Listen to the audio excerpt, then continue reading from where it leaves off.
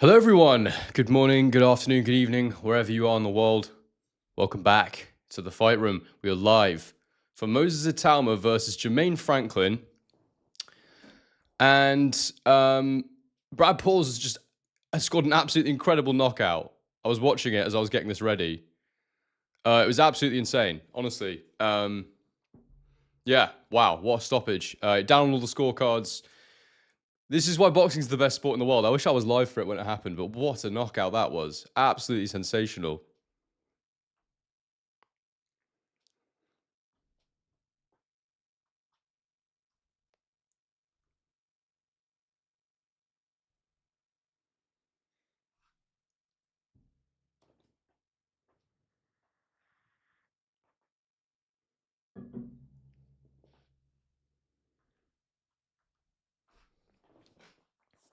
Big up. Of course, 202 coming through with the first chat of the day.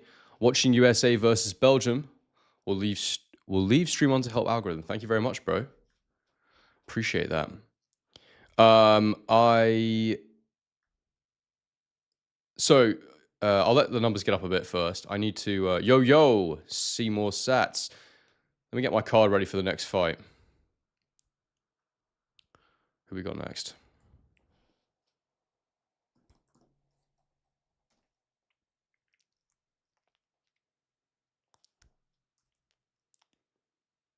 Oh, boss man, the KO was absolutely insane. Brilliant. Brad Pauls has always been a puncher, though. I remember him from back in the day when he was at 54. So we've got Willie Hutchinson, Ezra Taylor next. Excellent.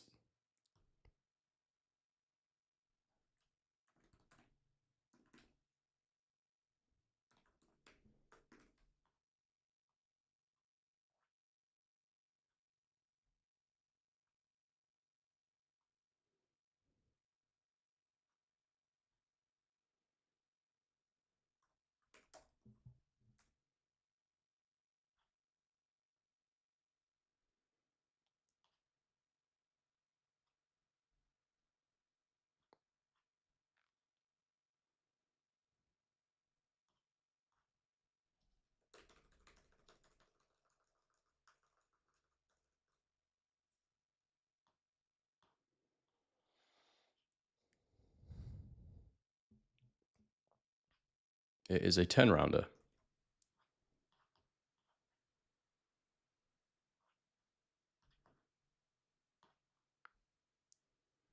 Cool. All right, we're ready for the next one.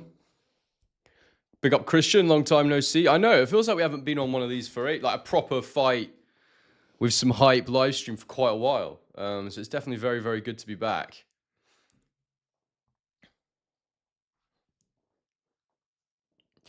Big up 202. How you doing, bro? Yeah, the KO came from pretty much nowhere, yeah. It was crazy knockout. Absolutely crazy. So guys, wait, hang on. How many people have we got on? 57 already. Beautiful. So guys, you'll notice we've got a couple of new things on the stream. So we've got this QR code and this thing here. This is actually a live bar. As most of you know, I keep talking about it. We're fundraising for the Japan documentary. If you want to donate today to the stream, you can do so like normal using the YouTube features. But what I'd love is if instead of that, you'd hit the link or scan the QR code. The link is in the pinned comment or in the description. And your name should show up underneath this bar, just like when you do a YouTube chat, and that will fill up. That's what we're aiming towards. You can see what we've raised so far. It's a really great amount of money, but we need more before we can confirm it. So yeah, let me know if you do donate, and hopefully your name will pop up and all that good stuff. So yeah. Anyway, that's what I'd like to do on today's stream. Donate to that rather than do supers, if you would be so kind. But I mean, obviously supers are welcome too, but YouTube take a fair cut of that, so different. Good to see you too, Picasso8125. Suleiman Navid says, when main event? I'd say in a couple of hours probably. We've got 3 fights to go.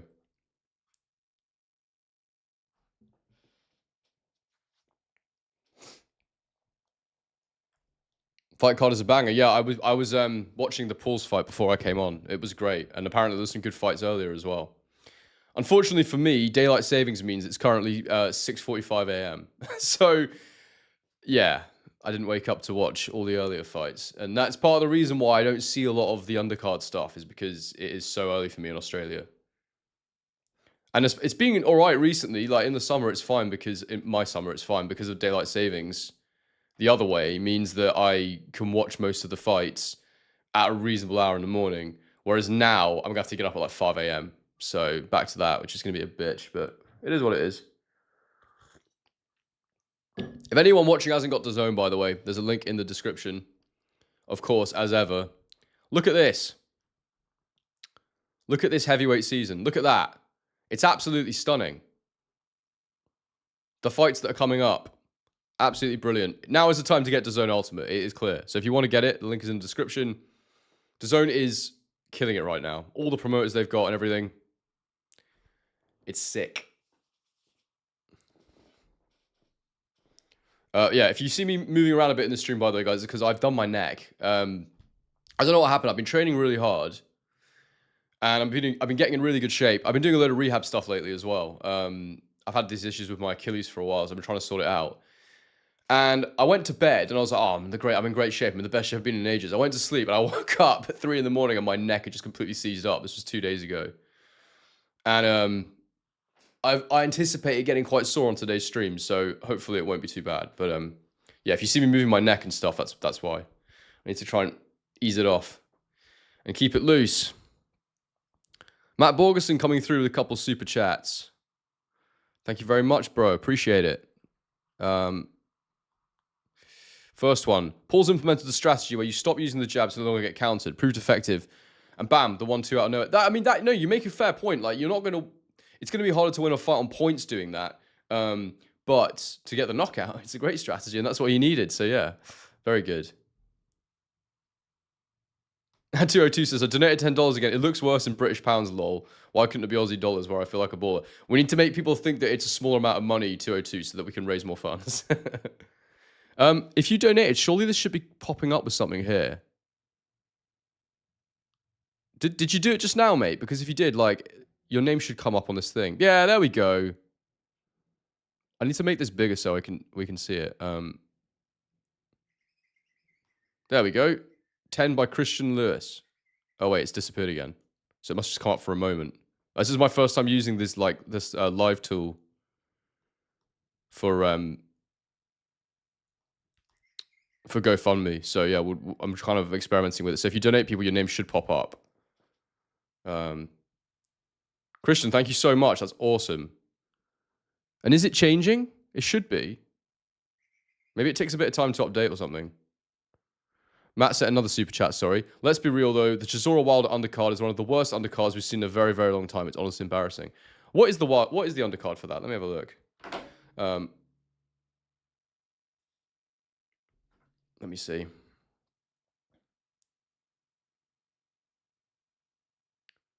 Derek Chisora.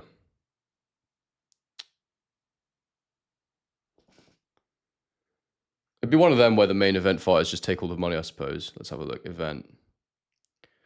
I like Riley Masternak. That's actually quite an interesting fight. I want to watch that.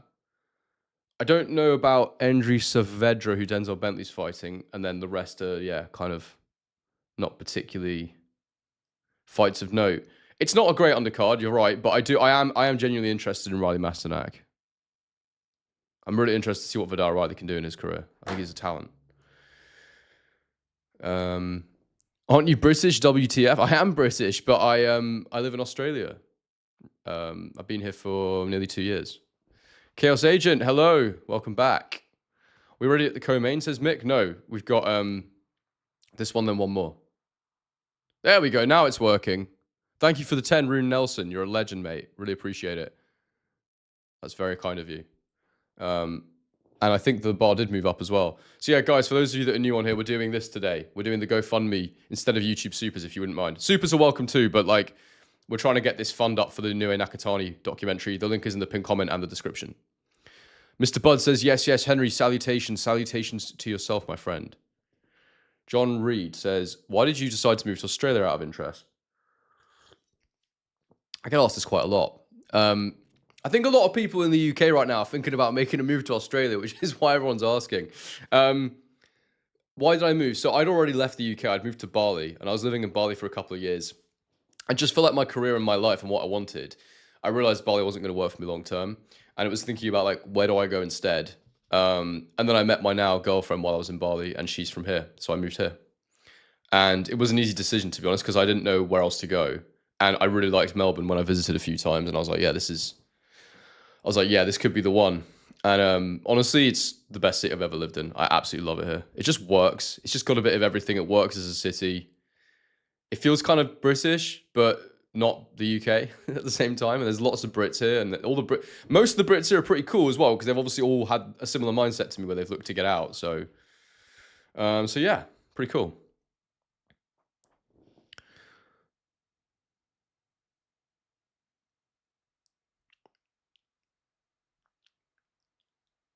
Christian says his name pops up on the screen. Good.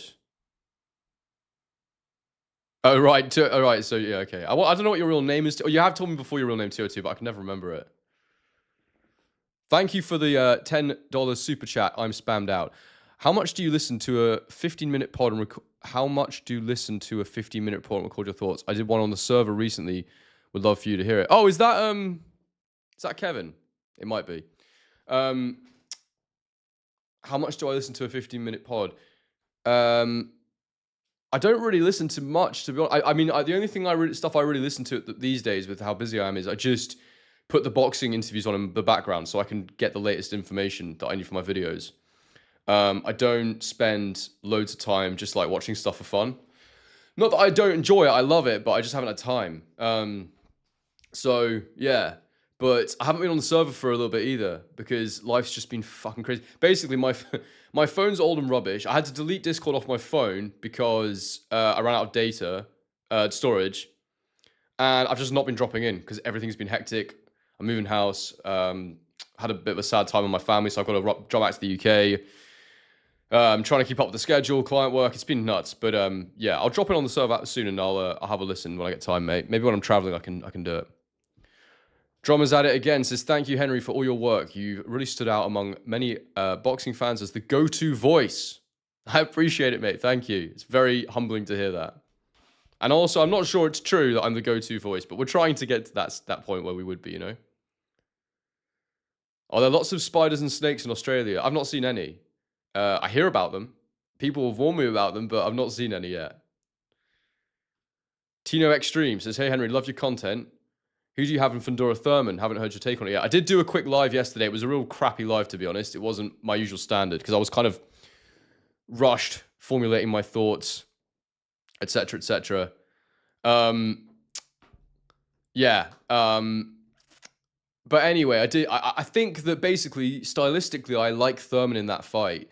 But physically, in terms of being at 54 and the age that Thurman's at and freshness, I think Fundora might just overpower him, even though I think if I was just picking it based purely on tactics, I like Thurman.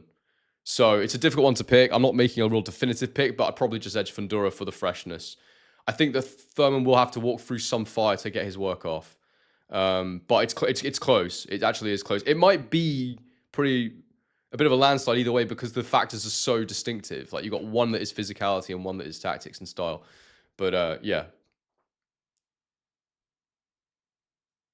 Drummers at it again says Australia has the most draconian speech laws in the world. Maybe true, mate, but I think that there's also a protection of democracy here that you don't see as much in other places. Like, you have to vote here, which I know it doesn't sound very democratic in a way, but and I don't know. Look, I might be wrong. It might just be a feeling I have, but it just feels like it's a country with a lot of life in it. Whereas you're in the UK and it feels like every year it gets worse. That was my feeling when I was there anyway. But I also left right after COVID. So, and people tell you stuff. They say it's not doing great, but I don't really know because I've not been around properly for a long time to have my own proper perspective. I just know that I like it here a lot. Christian says, I wasn't aware YouTube took a cut from Super Chat. I mean, bro, I probably get 50% of the money from Super Chats because, especially when people do it through Apple take a third, then YouTube take a third. I'm left with like a third of the money. It's nuts. So, yeah, it would be good to have a different way to donate in general, but also you want people to be able to have their comments highlighted and stuff. So, yeah, it's one of them. But for this GoFundMe, which is the link in the description, the QR code, that'll still get your name on the screen. That'll raise it. Maybe we just use GoFundMe moving forward, but I think, yeah, the aim right now is just to get this fund up for Nue Nakatani. So we can get out there and make the dock. The fighters are on the way to the ring right now, so as soon as they're in, I'll start paying attention to that and commentating. Scoring as we go. I'm very intrigued to watch this one. I've liked Willie Hutchinson for a long time. So it'd be great if he can get it done.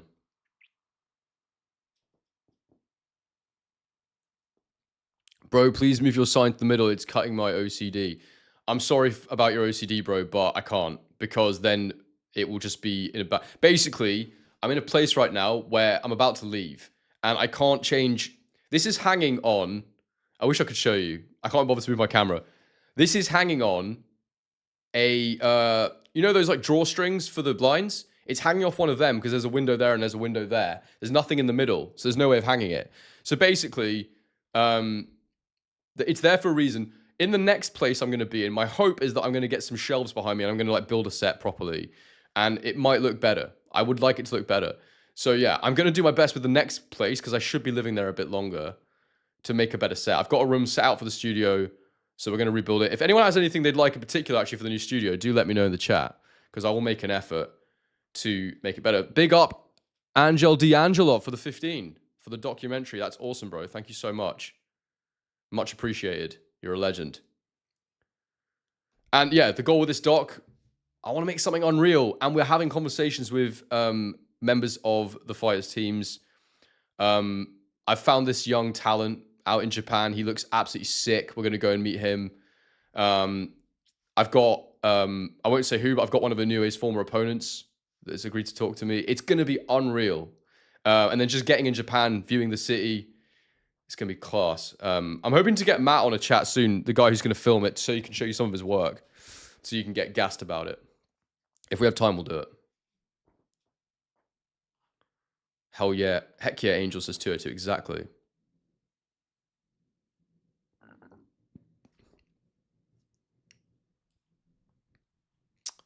Josh, hello, mate. How are you?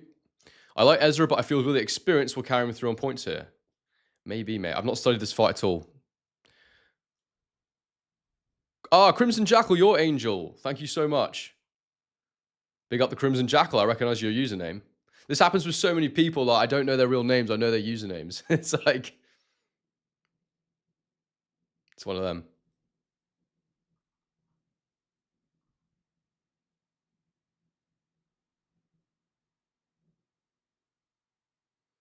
It's not Cardenas, I'll tell you that for free, 202. But I'm keeping it under wraps. I want it to be a surprise. I want to launch it and you guys to be like, he did it. He killed it. That's what I want. Right. Clock is ready. Scorecard is ready.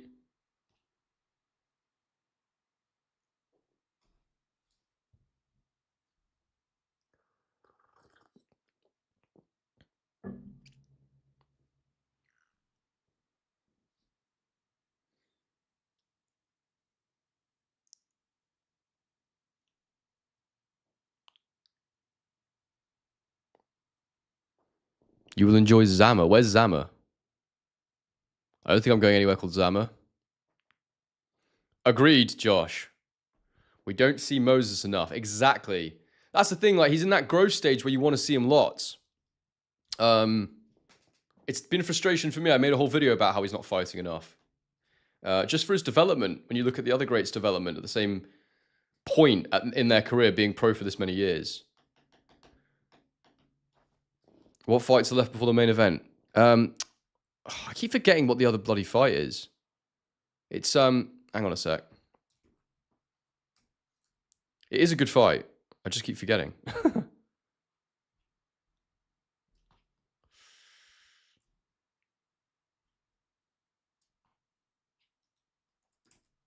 Yeah, Heaney Warburton.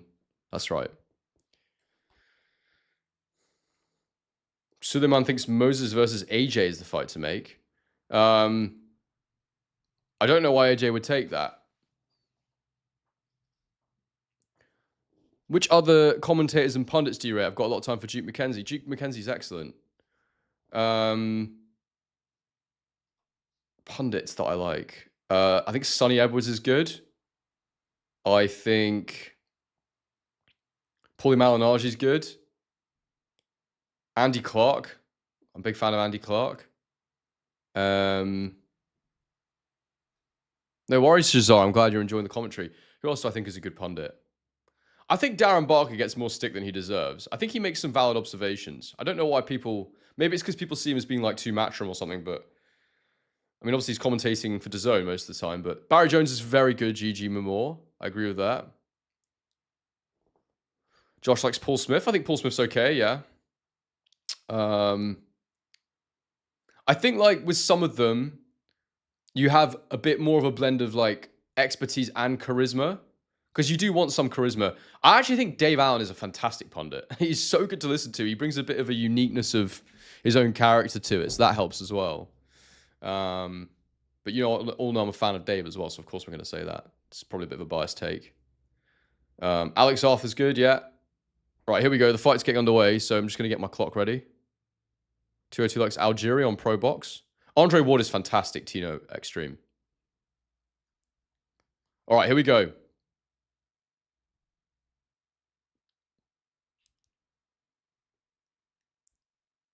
you ready for round one, people? Because it's coming.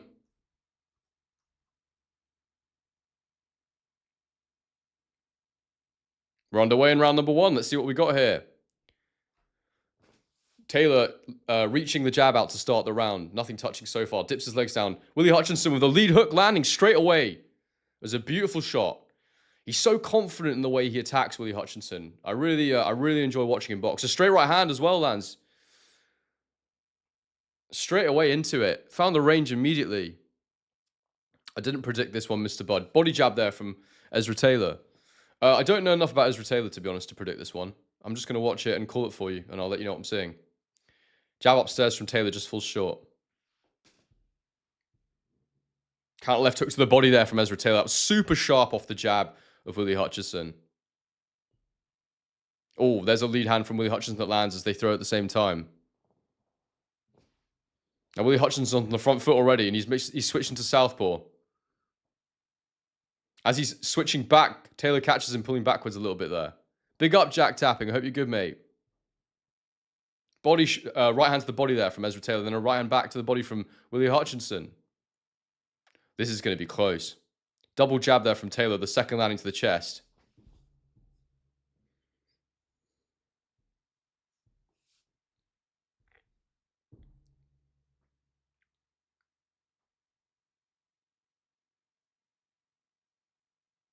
Body jab there from Willie Hutchinson. There's a little lead jab there from Taylor that cuffs the face of Hutchinson. It is really fun watching Willie Hutchinson. He's so fluid. There's a lovely pull back and then counter jab with from the southpaw stance there from Willie Hutchinson. And they clinch and they're separated by the ref. Lead hook from Hutchinson to the guard. Takes himself out of range. Right into the body there from Ezra Taylor.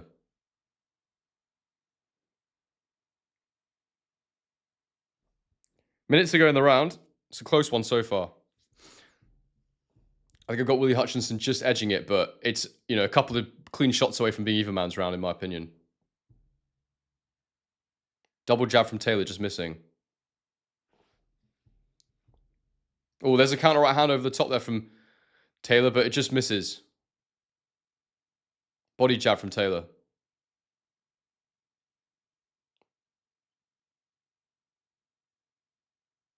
There's a check hook there from Hutchinson, but it's to the guard. Body jab from Taylor. There's a right hand from Hutchinson there, which is caught on the guard, but it moved him backwards.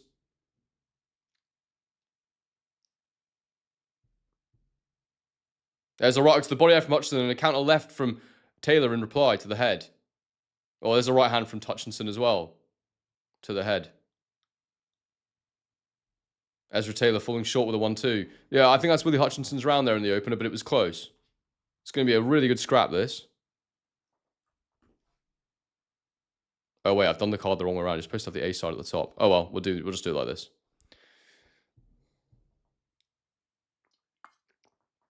Oh, tell you what, people. That is a lovely brew. Lovely cuppa. Fantastic. I'm normally a coffee guy in the morning, but today, for some reason, I woke up and I was like, I want a cup of tea. I don't know why. It was just one of those anomalies in my life, you know?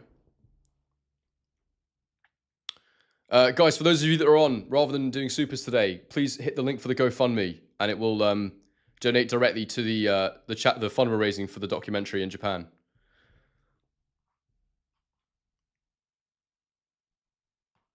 Round 2 coming up. I'm underway. I think it's Twinings, Mr. Bud. It was just whatever was in the cupboard. Double jab there from Ezra Taylor to start the round.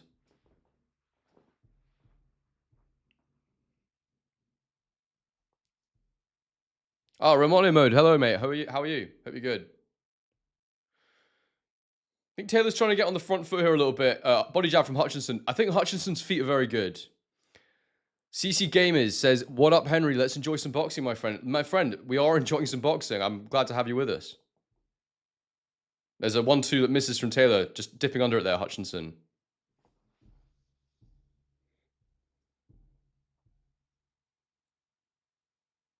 Jab from Hutchinson blocked. That counter left is really keeping Taylor honest. He's got to keep that right hand up at all times to block it, and he is catching it. Body jab there from Taylor. I actually went to school in Yorkshire, East Midlands Fight Fan, I'll have you know. So, yeah, I've got an affinity for Yorkshire that you would not understand based on my accent. But Yorkshire tea's fantastic. It probably is the best tea, to be fair, but it is just Twinings. Is extra strength English breakfast? Jab upstairs from Hutchinson falls short. There's a lovely right hook to the body there from Willie Hutchinson. Right hand to the body from Taylor just misses. Right hook to the head from Hutchinson is blocked. Then he's got a little double right hand through there. Unorthodox the way through that, just light, tappy. But it was a scoring shot. Oh, there's a counter left from Taylor. Hutchinson misses a left hook as Taylor dips under it. And they're just posturing in the middle of the ring right now. The lead hand battle is at play. Willie's just touching him. Touch, touch, touch, touch. They're not big shots. There's a counter jab there from Taylor that gets through. And then a body, southpaw right hand to the body from Hutchinson. The way he switches is so confusing. And he's gone against the body there with that right hand. He's so unorthodox, Willie Hutchinson. There's a left hook to the body there from Willie Hutchinson. I sound like a Twinings man. What a brutal... That's not even a compliment. I was going to say backhand. Oh, counter right hand from Taylor as Hutchinson rushes him. And then another right hook from Taylor. Hutchinson comes back with his own 1-2. Jab to the body there from Taylor. Double jab there from Ezra Taylor. This is a really, really close round. Jab upstairs from Taylor.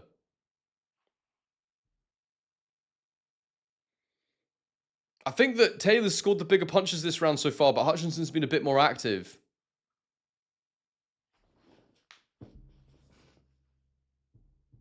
Oh, there's another counter right hook there from Taylor. Just missed. And then a left hook from Willie Hutchinson.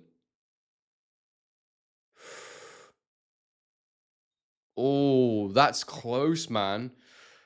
What do I go with? I think it's hard to separate. I'm gonna have to do a draw round. I know that's a cop out in a way. But I thought Willie Hutchinson was a bit more consistent through the round, but I thought that Taylor landed the 2 bigger punches. I could have given it to Willie Hutchinson, but I've gone for a 10-10 there. So get your scores in. Let me know what you think. I'm allowed to score a draw. I can do whatever I want. So I've done it.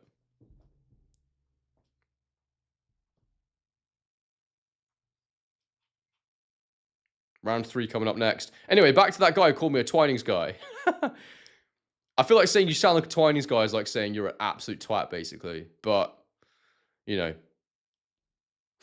it's a very creative way of saying it.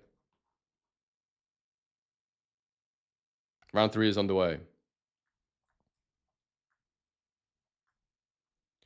Josh saying he can't give 10-10 rounds. Do you know what, mate? Like, it's one of them where whether or not if I was a professional judge, I would give a 10-10 round is not the point. The point is I need to show you that I can't split them. So I'm giving a 10-10 round. There's an overhand right there from Hutchinson that gets through, and then Taylor lands a right hand to the body. Jab upstairs from Taylor. I think Taylor needs to feint a bit more. There's a 1-2 to the body. He's getting a reaction from Willie when he feints. And I think feints would help him a bit more here. I sound like a man of refined taste. All right, Ryan. I see what you're saying. Double jab upstairs from Ezra Taylor. There's a right hook to the body there from Taylor. Jab upstairs. Southpaw jab upstairs there from Hutchinson. Taylor's counter-punching at the minute. Right hook to the body there from Hutchinson gets through.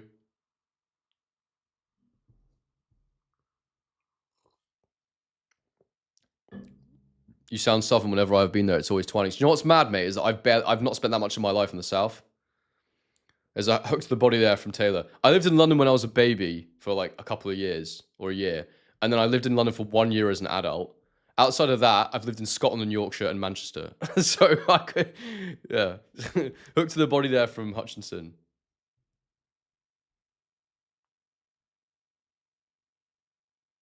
But I think Yorkshire tea is better.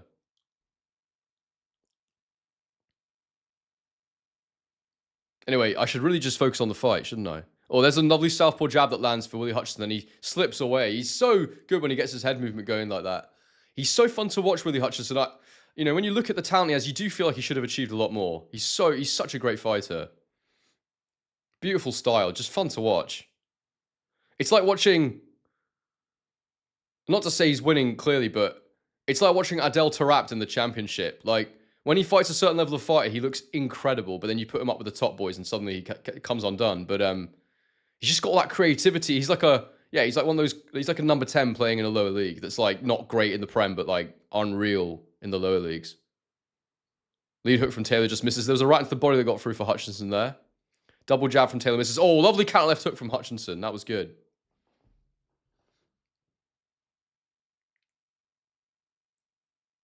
That's all right, East Midlands. We can talk while we watch, but I'll tune in and out of the comments when something is worth calling. Body jab from Taylor misses. Hutchinson misses a wild left hook. Taylor misses the right hand counter. Jab to the body there from Taylor. It's kind of didn't really land clean. Counter uppercut. They're missing a lot at the minute, both of them. A couple body hooks there from Hutchinson to get through. Big up Matt Borgenson. I appreciate the super. I think this is a Willie Hutchinson round. Yeah. Z Raymond, this channel is monitored. What are you on about? What the hell are you talking about? Hutchinson chin sticks so high that I mistaken him for a skyscraper. He'd get taxed. His chin is so high up sometimes. Gas tank lacks a lot too. Yeah, his chin's in the air. He moves his head well though. I lived near you. I was about half an hour from York. Do you know what? No. Do you know what is a good tea? Irish breakfast is better than English breakfast. I don't know. It's just got a slightly nicer flavor. It's very subtle though.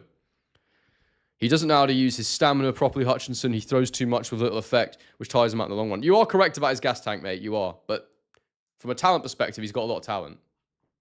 But you are right. I wouldn't disagree with anything you're saying. Round 4 coming up. We're underway in round number 4.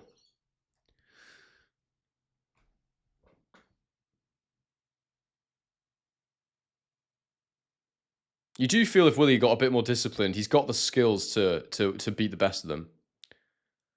There's a reason that they haven't wanted to put Ben Whitaker in there with him yet. He can chop on his day and be unbelievable. Triple jab there from Taylor coming forward. Right hand there from Willie Hutchinson. 1-0 USA for 202 Ultra. Congratulations, mate. Double jab missing for Taylor then, and then he misses the follow-up right hand as well. Jab to the body from Hutchinson. Jab to the head from Hutchinson from southpaw.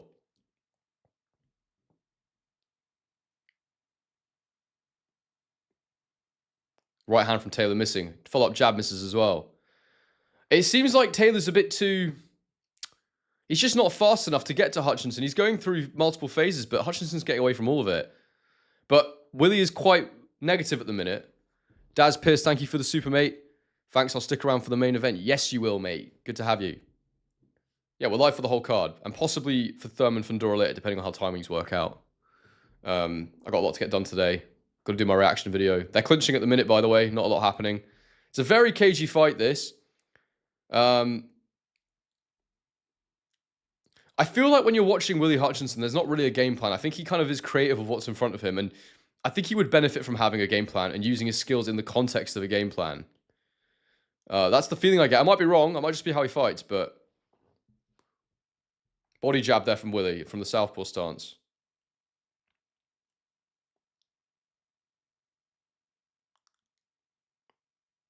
Another body jab. Ezra Taylor misses the counter hook. There's a right into the body there from Ezra Taylor.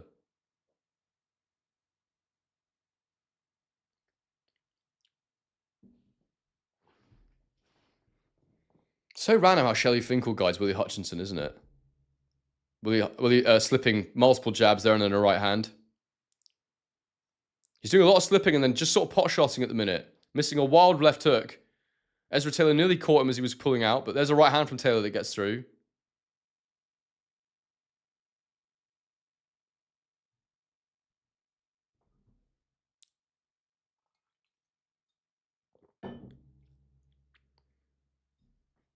I don't know what you're talking about, mate, but I'll highlight your super. He has a 4th grade education, apparently. Who are you talking about?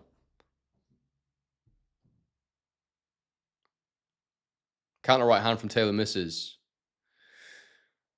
Oh, this is hard to score. Body jab from Taylor. Missing right hand over the top from Taylor misses. Willie Hutchinson turns him and misses.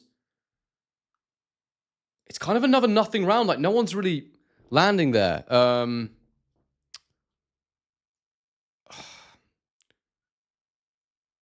I'm going to go for Willie in that run. I felt like he was just landing a few more pot shots, but it was close. It seems harsh to not have given Taylor a round yet, but yeah.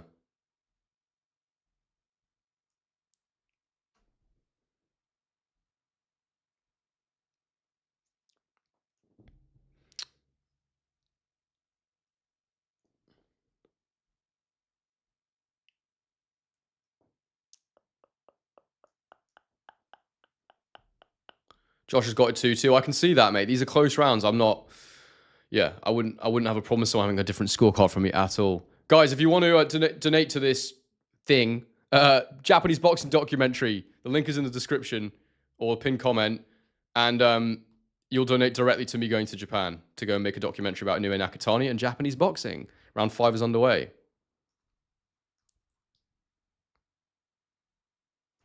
Yeah, agreed, Andrew McDowell. It's a lot of movement from Willie and not landing much. I agree with that. But also, Ezra Taylor's not landing much either because he is moving a lot. There's a lead hook from Willie that gets through. There's a jab from Ezra Taylor that gets through. He doubled it up there and he caught him on the second one. 3-1 to who? East Midlands Fight Fan.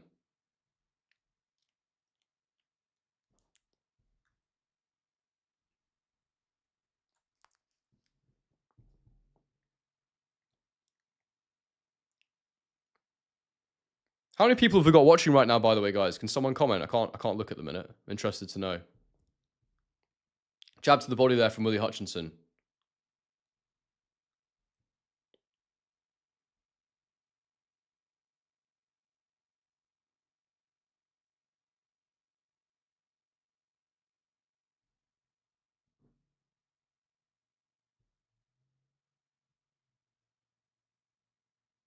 Around 300 is awesome. Thanks, Matt. Good to have everyone with us. Do subscribe if you're new, by the way.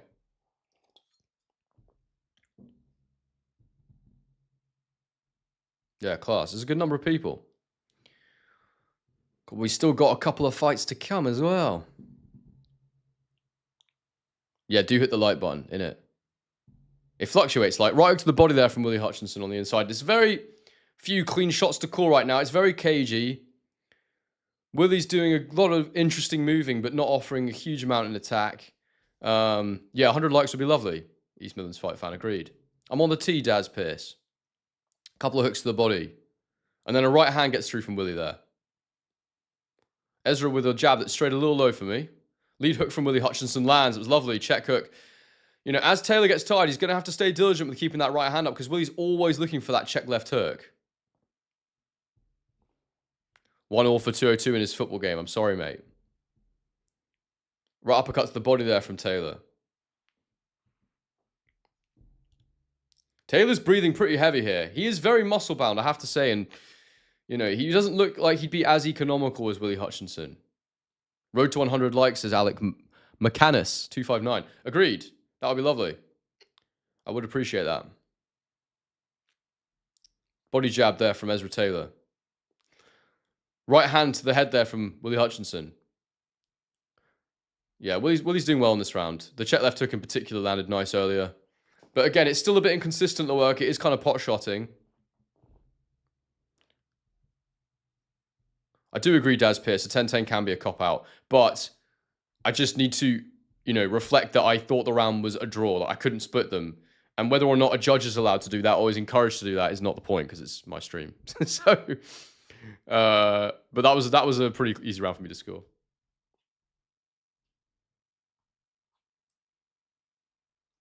Thank you so much for the super again, Matt. I'm not a trainer, so take this critique with a grain of salt, but I've noticed many Malik Scott makes too many muscle-bound fighters. Stamina issue.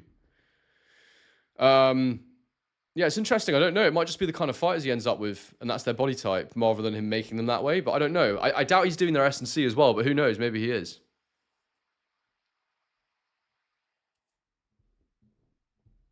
Liam Lindsay, big up, mate. I'm very good, mate. I hope you're very good too. Remon in mode's got it 5-0. Hutchinson, but the rounds are close. Yeah, it's one of those fights. It's one of those fights. It sounds like a landslide, but actually it's close. Round 6 coming up. We're underway. Guys, if you want to get the card, there's a link for DAZN's in the description as well. Nice jab there from Taylor. DAZN, who, make my channel... will really help make my channel the level it is. I'm allowed to use their footage, and it really does help. So I'll always give them a push for that because look. If they weren't showing great fights, I wouldn't even want to show their footage. So yeah, it's testament to the schedule that they're putting on. Jabs from Taylor missing. Body jab from Hutchinson from southpaw. Another body jab from Hutchinson. He's getting through with that at the minute from the southpaw stance. Hook from the backhand there from Hutchinson. Then another jab to the body. That right hand to the body's landing for Willie right now.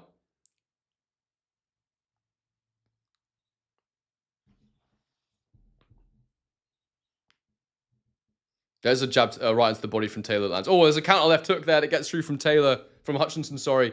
And the right hand of Taylor is dropping a little bit now. It was very tight at his chin early on, and now it is lowering a little, which is what happens as you get tighter. Your hands get, in a worse position. Counter right hand from Hutchinson just missing. 1-2 from Taylor blocked.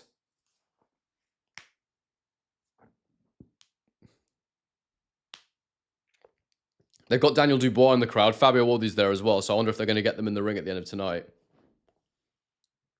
Try and promote the fight a bit more. For such a good fight, I'm surprised it's not as big as it. I think it should be much bigger. I'm surprised. I really thought more people were going to be into that fight. Oh, there's a right hand over the top from Willie. Then a left hook to the guard. Another southpaw jab to the body for Hutchinson.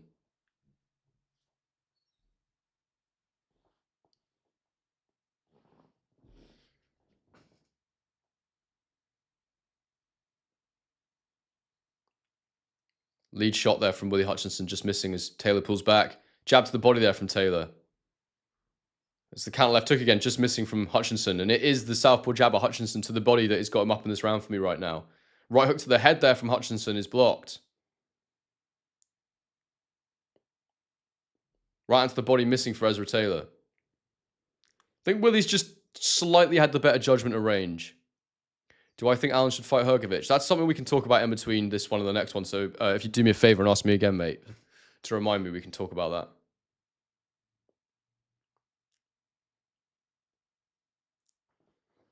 Did you see DAZN had Chisora versus Franklin on a massive screen? Chisora versus Franklin? What do you mean?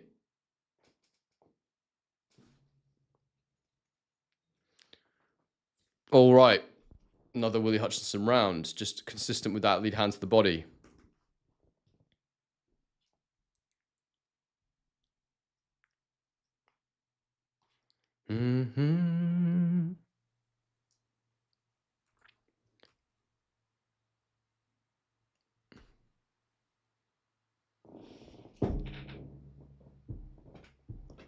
Da-da-da.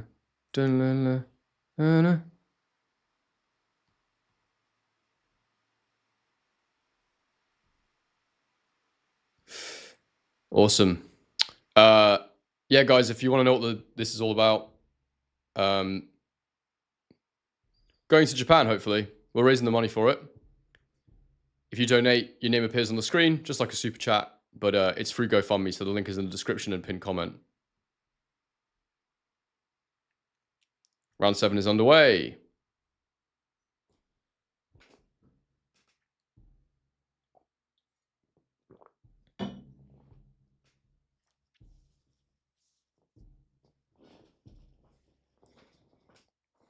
Lead hand there from Taylor, and then an uppercut does get through. Not powerful, though.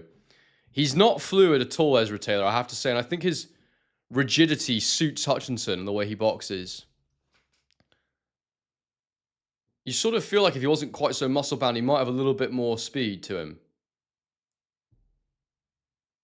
I think he is a bit stiff, Ezra Taylor.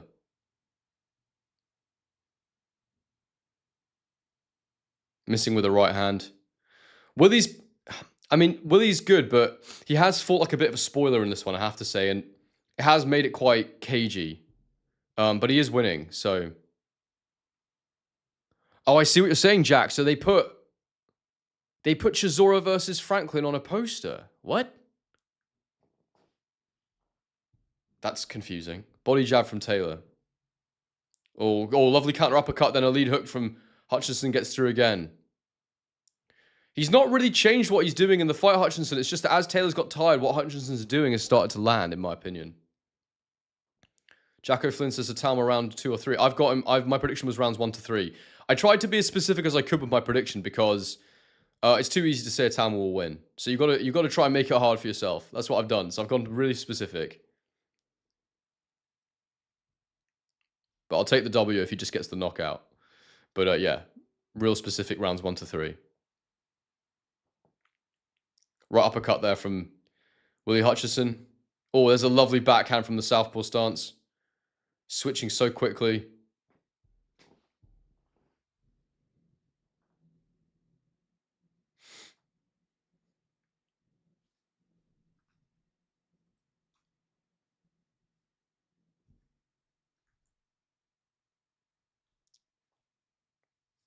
David Gold's got Itauma going the distance. Fair enough, mate.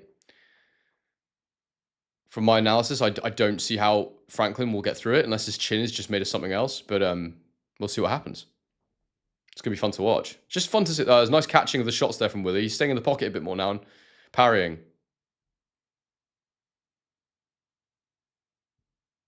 Landed a couple shots there as well. They weren't clean, but... Crimson Jackal is asking if Willie's head is covered in bumps. I've not noticed that.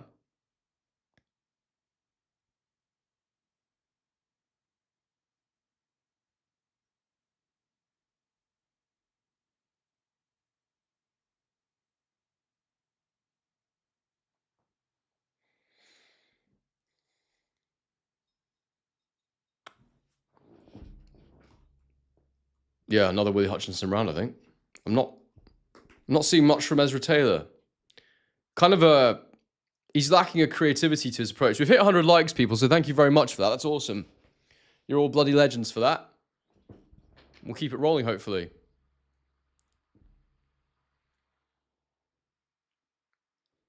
By the way, it's so funny. So, like, I saw on social media that gym skin guy is at the event. I didn't know who he was until recently. He's been popping up on my TikTok. I still don't really know who he is, but I saw he was born in 2003, and I was just like, oh. It makes me realize that all this stuff is just a different world. It's a different generation. I saw that dude. I thought he was, like, close to my age. 2003. Wild. Oh, damn, round 8. I haven't done my clock. Sorry, people. It's a few seconds behind, but my stream is not. My clock is on 2:53 on theirs. It's like 4 seconds behind. Right hand from Hutchinson gets through as Taylor presses. Taylor's got to take some chances, I think. He's got to gamble with his feet a little bit. I know Willie's doing a great job at the minute of picking him off and moving his own feet, and I think he's got the better feet, but he's losing it right now, I think, Taylor, and it's so close. Yeah, I know, gym skin. Like, what does that name even mean? Like, what is a gym skin? Add Ben, big up, mate. Good to see you back. Willie's holding his feet in the pocket a little bit more now. Oh, lovely little right hook. Little check hook as Taylor tried to press in. And there's a couple of hooks to the body there from Willie. I think he's got more in the gas tank left than Taylor. And I actually think, Matt was saying how bad his gas tank is, but I do actually think he's paced himself relatively well stamina-wise for this, but he's also not thrown a huge amount, so, you know.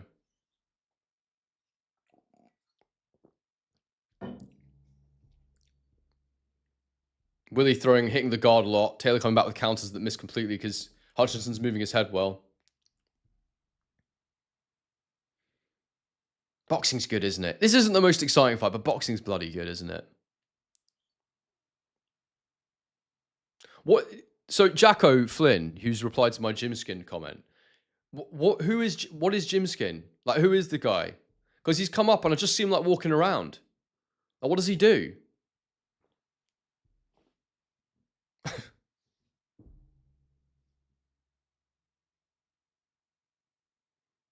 Like, I feel like I'm not a clueless guy. Like, I'm a bit older, but I'm not like old. And normally I've got a vague idea of what things are, but like with him, I'm just like, I don't understand what this is. I know I look relatively young for my age to it too. I do appreciate that, but still.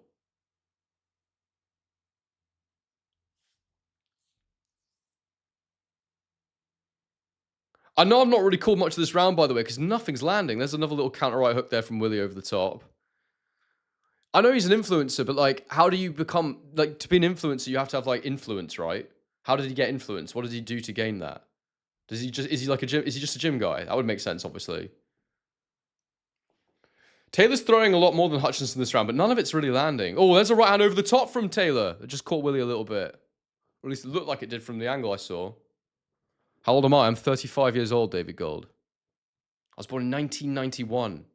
The F is Jim Skin.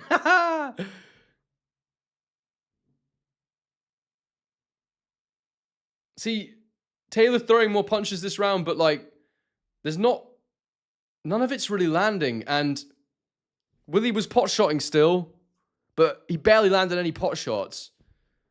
Such a dead round. I'm going to give it to Taylor just because he forced the issue more that round, and only because Willie didn't really land a huge amount himself. But like, to score it for him feels wrong. I probably should give it 10-10, but I won't.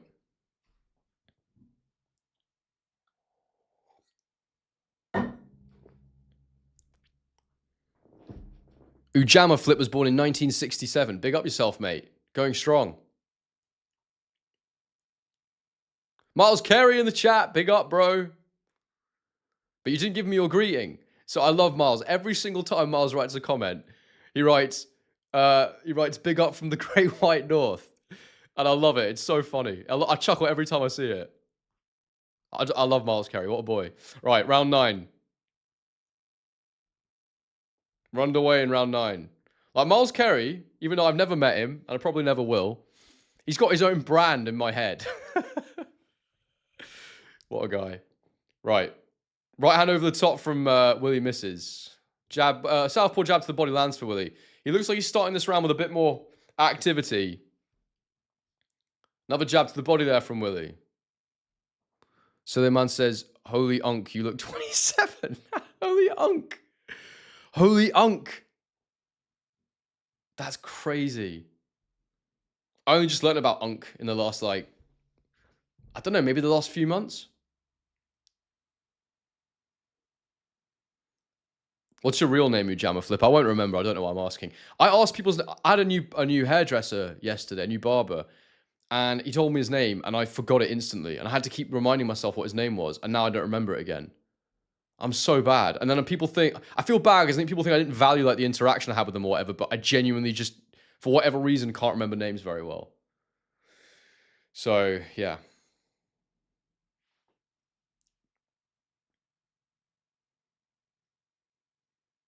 Taylor landed a right into the body there. Everything else is missing. Your name's Simon. All right. Yeah. Yeah, it's much easier to say than your handle. Ariane wants life advice for someone who is 24. I don't know, mate. I think everyone's different. I wouldn't give you advice without knowing your situation or what you're sort of dealing with. Willie sort of got through with a lead hand, and then he kind of half landed a lead right hook.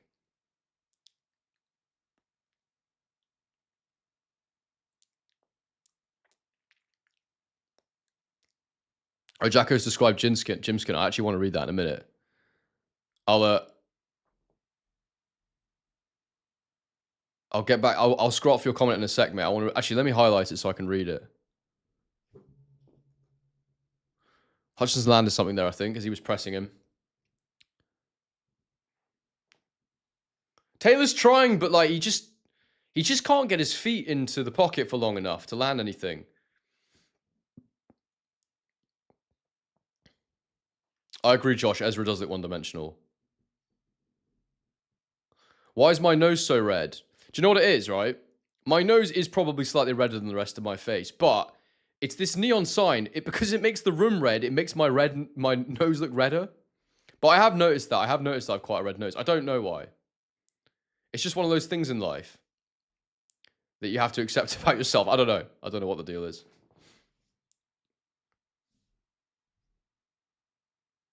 I used to have like really bad eczema around the base of my nose when I was a kid, so I wonder if it's something to do with that. Yeah, when I was like 14, 15, it was real bad. Like this whole bit of my face was like inflamed, so maybe that's something to do with it. Yeah, I don't know. I could like if I turn the red sign off. Watch this. See, look. Now my nose is like a normal color. See, that's the experiment. So without the red light, it just looks like a normal nose. No, against karate, genuinely, it usually looks kind of red. Anyway, it's the red light. It screws me over, but yeah, whatever. Hopefully in the next place, the red light will be further back, so it won't like impact my face as much, but I don't know. The room isn't that much bigger, so it's just it's more about the shape, and I need to get in there and see how I can lay it out and stuff. Even more red now, brilliant. Yeah. Yeah, but not as red. Oops, I need to do the scorecard. Sorry, I'm getting really distracted here.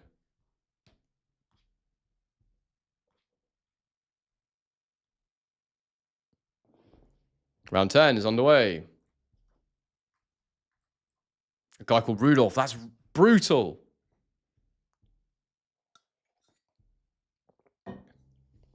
Oh, there's a lovely right hand left hook from Willie. He's gone to the body there.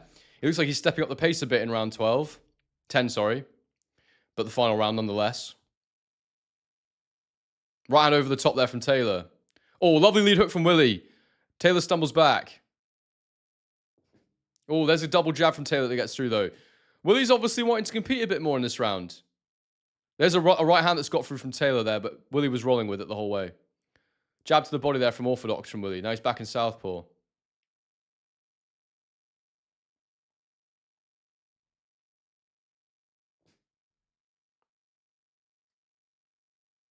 There's a right hook from Willie around the guard there. 1-2 to the body from Taylor missing. Body jab there from Taylor landing. That was good. There's a jab from Hutchinson to the head that gets through. Right hand to the body there from Taylor.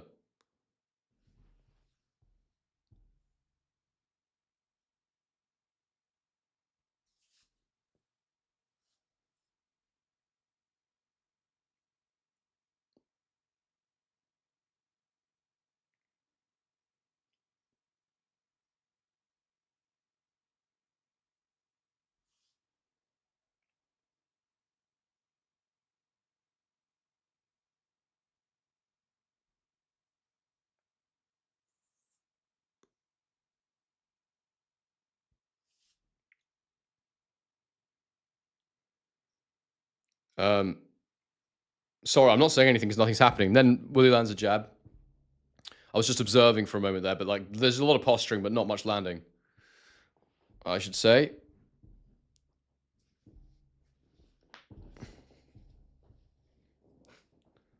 I think, though, that Willie's the kind of guy that as long as you've got good feet, he's always going to struggle a bit, but Taylor's feet are not the best. And his hands are slow. Like, he's predictable. You can see the shots coming.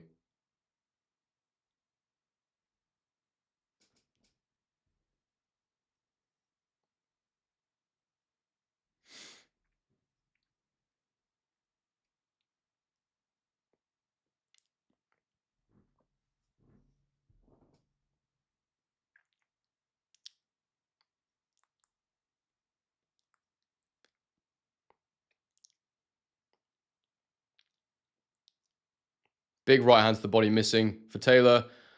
Hutchinson's running around the ring with his hands up, celebrating. Counter left hook from Hutchinson. Right. That's Willie Hutchinson's round, and I think he's clearly won that fight. Right. Jack O'Flynn, let me read your comment. He's like a modern day geezer. And just says and does geezer stuff. I saw him hold a train door for an old man. He does polite things. He also doesn't take the bait when thugs try to bait him. Otherwise, no idea. So he's just like a normal human being, basically. He's just like a normal guy. He's just walking around being a normal human being, like a functioning member of society, and somehow that's getting views. Weird is that? The internet is nuts, isn't it? That makes you realize that, like, people will watch anything if that's literally all he's doing. Maybe I should start bloody streaming in live. That's crazy. Pictured Perfect's got it 7-3 Willie. Ramon Mode's got it 10-0 Hutchinson.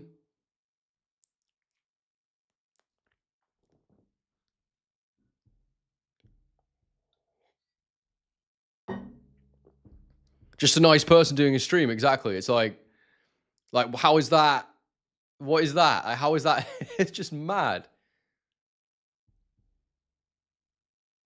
It's not all influencers though, East Midlands Fight Fan, because loads of them are like out there trying to like be mad and like do mad stuff and provocative and all that. And this guy's literally just holding, like, just being nice. Like, what is that?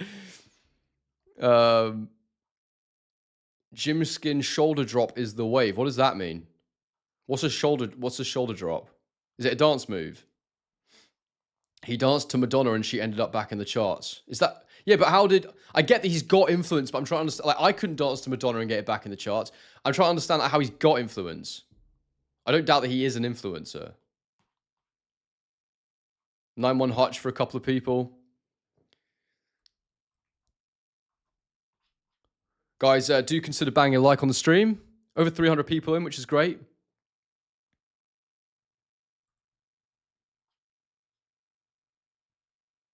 Did I not pin my comment? No, I did. So we're waiting for the result. If you guys want to support me, then please donate to my Japan documentary. We're trying to get out there. We need to raise quite a bit more money still, but we're getting close to halfway. And it's going to be incredible. Link is in the pinned comment and the description. Your name will appear on the screen. It's like doing a super chat, but we keep way more of the money, so it's much better. Got a proper videographer coming out of me. Most of you heard about it already, but for those of you that are new, that's what the QR code on the screen does as well. Unanimous decision win for...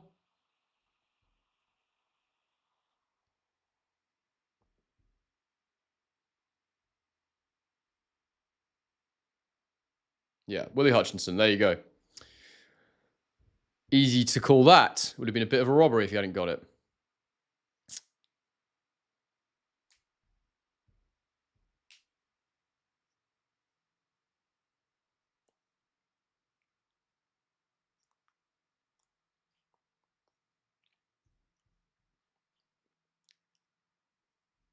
Chat Itauma next says... Oh, Alan Hergovich chat. Yeah, I was reminded about that. We'll do that first. So Dave Allen versus Philip Hergovich. I talked about it a little bit yesterday on the quick live I did. Look, Dave said it himself. He's not the favorite. He's a massive underdog. You can't really pick him to beat Hergovich based on the levels they've been at and the levels Dave's shown. However, Dave sounds confident, and that might just be because he's getting a career high payday. Do I think Allen should fight him? I think Dave, there's no way you can turn it down. It's a career high payday, and Hergovich isn't a massive puncher. Why would he not take it? At Doncaster, in Doncaster as well. Like, there's no reason for Dave to not take the fight. And for him, I think I remember he was pissed off when he retired a few years ago because he got offered loads of money to fight Dubois, and Eddie Hearn told him not to take it. And then he didn't deliver him a similarly sized opportunity, which is what he told him he was going to do. So Dave was always bitter about that. I think one of the reasons that Eddie's happy for this to happen is because he's delivered Dave this opportunity. And I think that it's going to be a really high payday for Dave. The only areas I see where Dave might be able to do something, I'm not saying he'll win, but just if you're thinking about where could he have some success, is on the inside. Get him up on the ropes, work him. And the other thing is, what was the other thing I was thinking of? I don't remember, but basically, if he can walk him down and get him to the ropes, then it could be somewhat interesting. On the inside is where Dave needs to get, basically. But Hrgovic has got a lovely jab. He throws a lot of shots. Yeah, he has been countered and hurt before by fighters who aren't amazing, but his chin is phenomenal. He's a very good boxer. I don't think he's going to do it, but I will try and think about how he could, if that makes sense. So, yeah. And should he do it? Yeah, 100%. He has to. Should Hrgovic take the Dave Allen fight is the bigger question. Surely that's too much of a step down, really. But, yeah.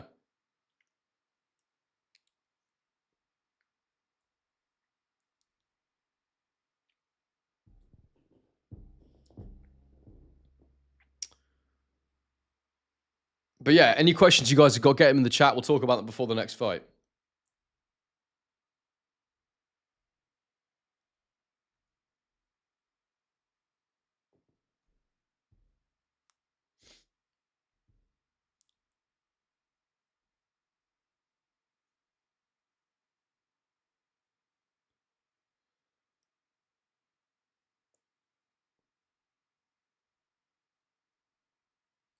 Guys, if you want to join us for this event, and indeed many upcoming events on DAZN, heavyweight season, look at that lineup. Itauma Franklin tonight. You can subscribe to DAZN using the link in the description. DAZN Ultimate obviously gets you all these massive pay-per-views that are coming up that are heavyweight fights. And the reality is that all the good heavyweight fights, all the good fights over the next 12 months are really going to be on DAZN because they've got all the promoters. Unless Zuffa, makes some massive moves and takes some top fighters over. Nearly everything's on DAZN now. So there's never been a better time to get DAZN Ultimate. Use the link in the description. And yeah, DAZN are killing it. I couldn't be happier with what they're doing. Because as we all know, broadcaster conflicts are normally the reason big fights don't get made. So the fact everyone's on DAZN is very encouraging. Alexander Hughes says, do you think Itauma is not fighting enough, considering he's finishing guys in a round? I mean, I've made a whole video about this, mate. It will still be relevant after tonight's fight, so go and check it out. Where I basically go through and break down all the careers of the previous great champions and where they were after. I think this is his 4th year as a pro. How many fights they had their 4th year as a pro? He's way off the pace. He's way off the pace of even the likes of Fury, AJ, Lennox Lewis, Klitschko. I go through a bunch of different guys. Tyson, obviously. So, yeah. Liam says, hey, Henry, question about the Japan doc. If it doesn't get fully funded via the fundraiser, will it still end up happening? If it doesn't, would you still go out there as a fan to watch? So I don't even know if I'm going to get in the stadium yet for the fight if I do go. I've got a plan for what we'll do if we don't get access. So, but it'll be sick, trust me. The main thing is we can still get access to the fight footage, which kind of depends where it ends up. We're working on it. Will I still go if I don't get fully funded? It depends what number we hit. I will put some of my own money in if I have to and just take a loss. But obviously, I don't want to do that if I can avoid it. So we'll raise as much as we can. At the minute, it's not enough, but we'll see what we can get to. And then what I'm thinking is, look, I don't really have the money to do it right now, but what I'm thinking is I might try and get a sponsor if I have to. So I'm going to try and make it happen no matter what. But obviously, the more we can raise, the more chance there is of it happening. So that's kind of the position on it. And if it doesn't hit the right amount, then I'll just refund everyone's money. And I probably won't go out just as a fan because I need to work. The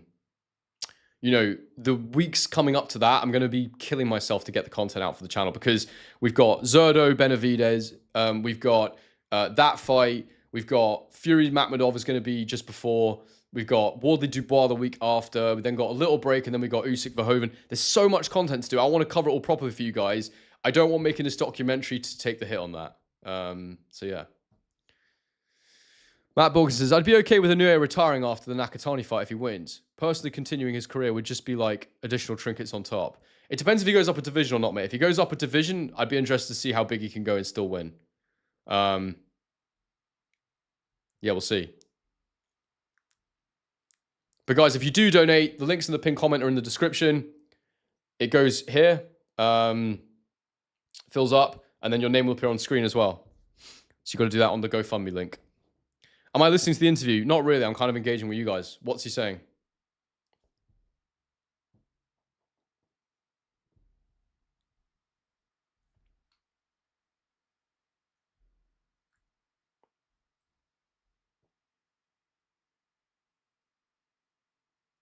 What did Kings do? What did Kings handle well?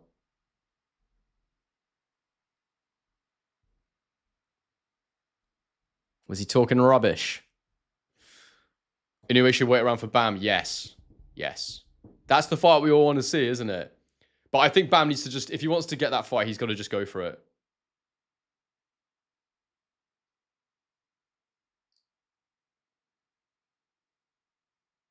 You'd think Inoue would beat Bam right now, but it would be a great fight.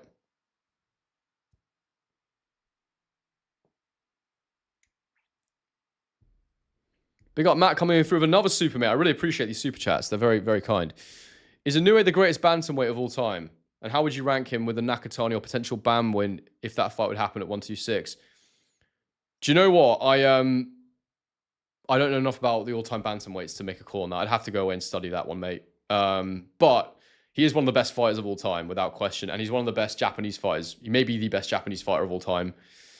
And right now, if he beats Nakatani, he's pound for pound number one, without question. He may already be pound for pound number one.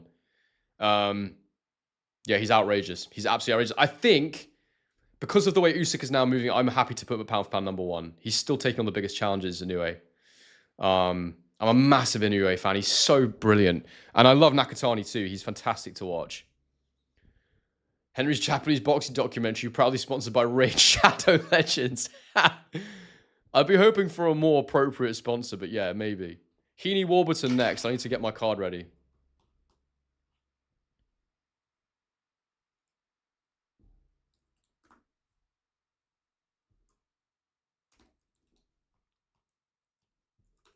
How many rounds is Heaney Warburton? Is it a 12-rounder?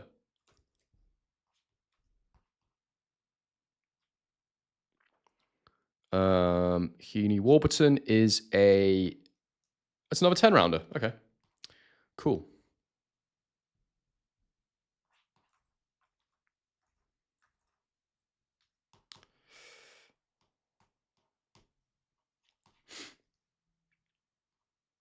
Over 300 people in the chat. Very healthy. Very nice to see.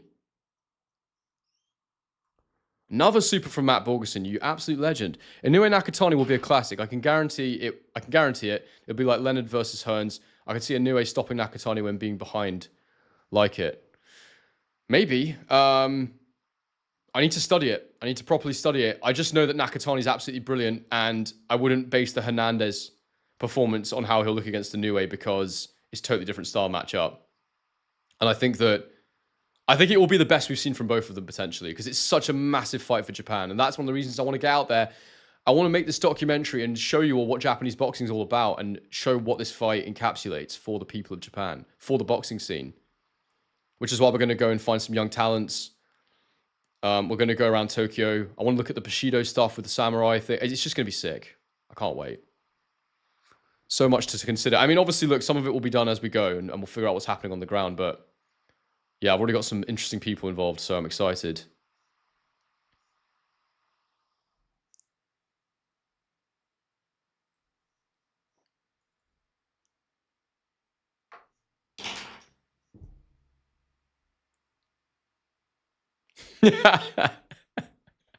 Big up Mr. Adam Bennett for a £13 donation. Thank you so much, mate. Into the fund. Really appreciate it. Matt Borgeson coming through with another super. It's their Mayweather Pacquiao, biggest ever. Yeah, it's massive. 202 says, Josh, Brits needs to get more variety in the songs. Heard Delilah 1,000 times to the ring. Yeah. It's like how everyone went through that period of everyone had their wedding song was that Ed Sheeran song. I don't remember what it's called, but you know what I'm talking about. Yeah, everybody had that for ages. Do you remember that?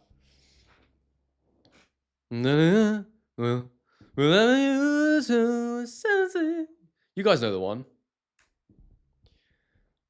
Have I seen boxing in Japan before? Not live. It's brutal though, and they match them. I mean, obviously, I studied the whole careers of Nakatani and Inoue, and they match them so hard so early. It's absolutely crazy. It's nothing like in Europe or America. They've all got genuine records after about 10 fights. It's absolutely crazy.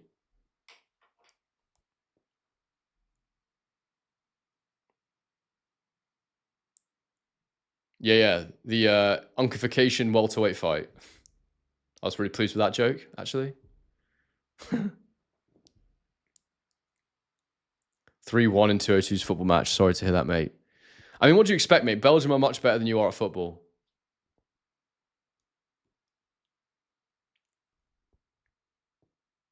£5 from Kane Ito. Thank you very much, mate. That's gone straight into the fund.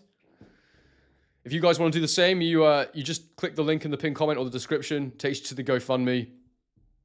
Big up Acoustic Gymnastics. Apparently, I'm the man. I'm definitely a man.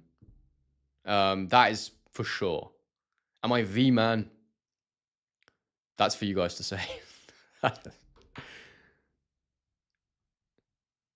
Yeah, I'm gonna go there. I don't know if I'll have time to catch a car because I don't know if there's anything on that week, but I'm not sure I want to do a documentary about the accuser Jacko. I think that might get me in trouble. Mate, I will. This is the thing, mate. Whenever I sing, I get these strikes. It's just a disaster. Because my vocals depict so accurately the song that I'm trying to portray. People are just like, strike him. We can't let him get away with this.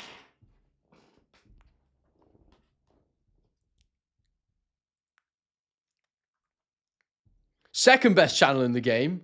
£50 donation by Anonymous for the doc. Thank you so much, whoever Anonymous is. If you have a name and you'd like to share it, get your name in the chat. I'd love to thank you directly, but thank you so much to whoever donated the 50 to the documentary. That is huge. Who's the best channel in the game, Acoustic Gymnastics? This is bullshit. Come into my house and tell me that I'm not the best.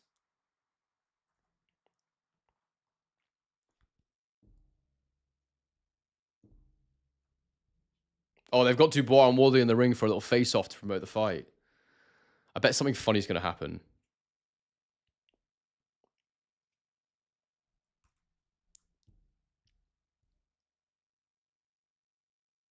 You're the best channel, Acoustic Gymnastics.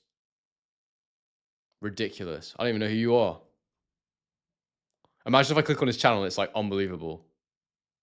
It's like the best YouTube channel ever. I'd be like, oh, fair enough. Right.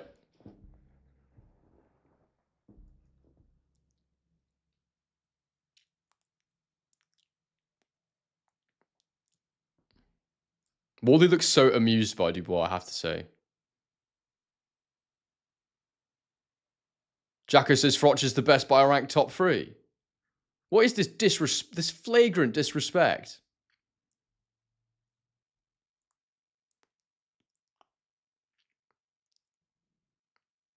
They're facing off. Imagine if Dubois did something really erratic and like attacked him. That'd be quite jokes. Wally's got a little extra height on Dubois, interestingly. Dubois looks pretty pissed off. It's quite intense, actually. It's quite an intense face-off. It's going to be... It might be the best fight of the year. I'd be surprised if it's not amazing. Wally looks away first, interestingly. Gives him a big smile and looks away. If you guys read anything into who looks away first.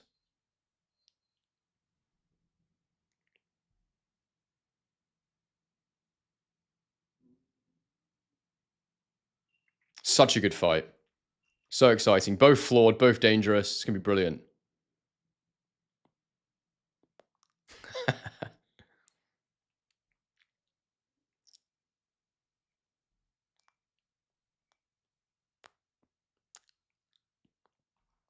I'm getting my channel ranked now against other channels. you know, all you can ask for people with this stuff, as I've always said, is to be in the conversation. If people even think that you're arguably the best channel, that's great. Because it's all subjective at the end of the day, what people like. Me and proper boxing, as someone just mentioned, we're totally different. We're totally different channels. You can't really compare us. The only similarity is that we talk about boxing. Yeah, like even me and Ade, like we're totally different the way we deliver our content. So it's like, yeah, we're all a little bit different. We all make the tapestry of the boxing content scene. So just to be a part of that is cool.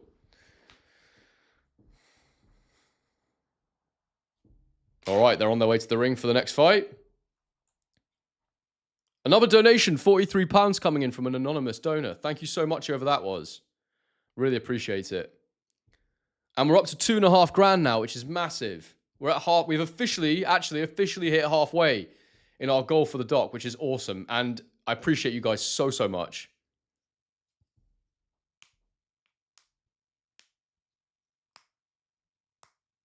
Mr. Grandy in the chat, big up, mate. Mr. Grandy is one of the OGs, man. I always see him popping up on other channels. And I think he was here from like one of the first lives. Him and Crazy X-Man. Crazy X-Man was in the first ever live I did. East Midland says, I'm the best at lives by a mile. I answer everyone's comment. I ignore some people, mate, trust me. But yeah, I answer most stuff. I try and engage with both. It's hard, but I try. I think the reason people don't do that is because they want more super chats. But to be honest with you, I just want these to be as fun as possible. And I think people donate because they think I'm doing a good job, you know, rather than like because they want their comments to get read out. Sometimes I will miss comments. I will get every super for sure. And I will miss comments if they're not super sometimes. But yeah. Is Dubois autistic? Maybe. I think we're all a little bit autistic. Actually, that's not true. But you know what I'm saying? Like, who knows? Where am I located at? I'm in Melbourne, Australia. Heaney looks ripped. Isn't Heaney always in crazy shape? Yeah, big up Mr. Grandy indeed. Mr. Grandy, how many years have you been watching boxing for? I reckon you're a proper OG. Tony Knox says, you're the best analytical channel since Chris Andre was active. Do you know what? I never watched Chris Andre, but I heard his name after I started. And I went back and had a look at a couple of his videos, and he was a very, very good communicator. He was very, very good indeed. He didn't play the YouTube game that well, I'd say. It's maybe why he stopped. I don't know. He probably wasn't getting the views that his actual analysis deserved. So yeah, you got to... I'm in Australia, but I'm British, yeah. Oh, Matt Borgerson with a 5. Thank you, mate. Isn't it crazy Wally has a better resume than Wilder already? Facts. Yeah, facts. He's got a better win on his record than Wilder has. It's so true.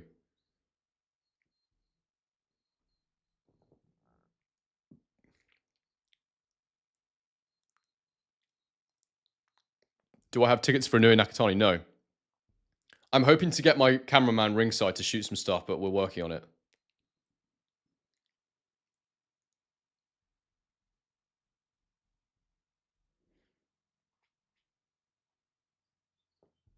Yeah, Heaney's back looks absolutely enormous.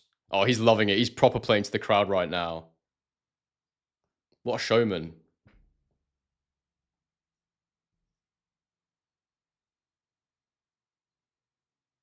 He looks like a proper old-time fighter, Heaney, with the big mustache. He's coming out singing the song, getting the crowd going. I really appreciate this, actually. Proper showman.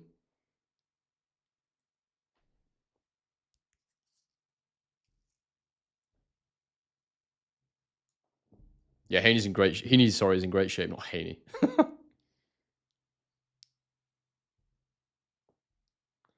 Wally hasn't been in there with a noted punch yet. He's not been in there with a massive puncher, but he has been in there with Parker, who is a very decent puncher. You can't say Parker's not a good heavyweight puncher. Grandy's been boxing since 2008, stopped for 10 years due to some unfortunate circumstances, and now currently training for an upcoming amateur fight. That's sick, mate. Congratulations. Get it done, bro.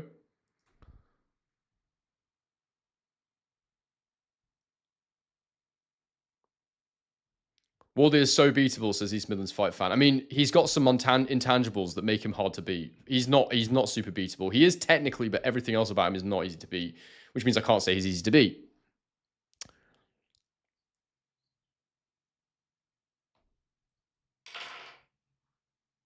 Adelaide is the best puncher he's been in with. That's probably fair, Josh. But I think Parker's I think he's a better puncher than people give him credit for.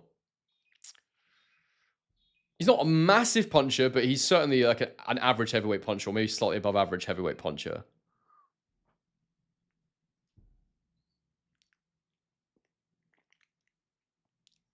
Tracy Maguire says, morning from Perth. Good morning, Tracy. Morning from Melbourne.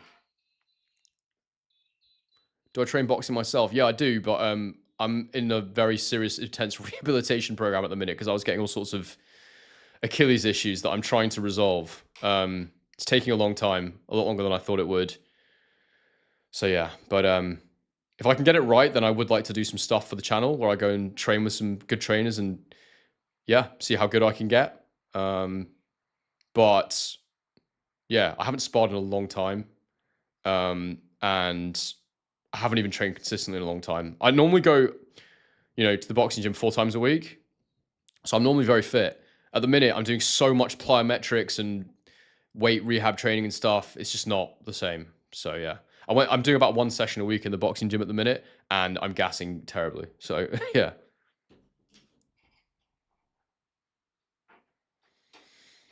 Under Freaking Ground says that Parker would have won the fight if not for the ref against Wardley, I'm assuming. He may have done, but Wardley also may have knocked him out. We'll never know. It was stopped too early for both of them.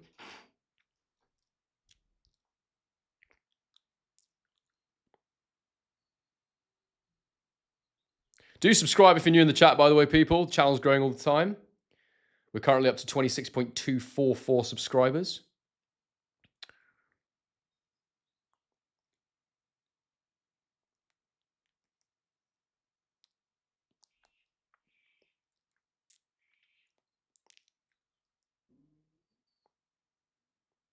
Oh, hell yeah. Naji from Cigar Talk just followed me back. He's sick. His show is brilliant. He gets amazing interviews.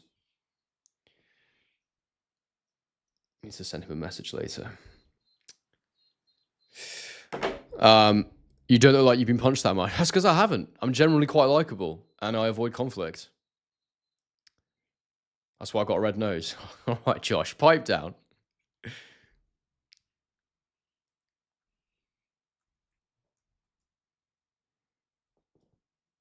Who have I got for Chisora Wilder? Not made my pick yet.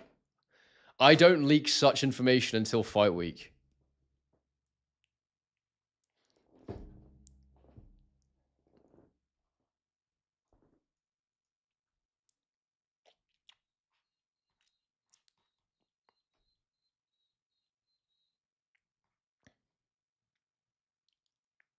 But I have done my tactical analysis, so you guys check that out if you want to see it.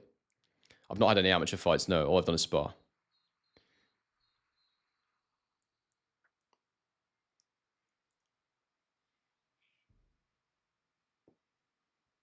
Ryan, this is a good time to plug hose videos. You want that exclusive info, Ryan? You got to pay me for it. Send me a fat donation to the boxing documentary and we'll consider it exclusive.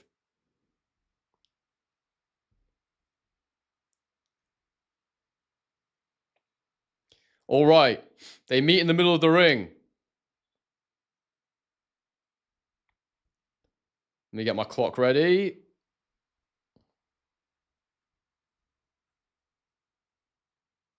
They've touched gloves. They've gone to their respective corners. Round 1 coming up.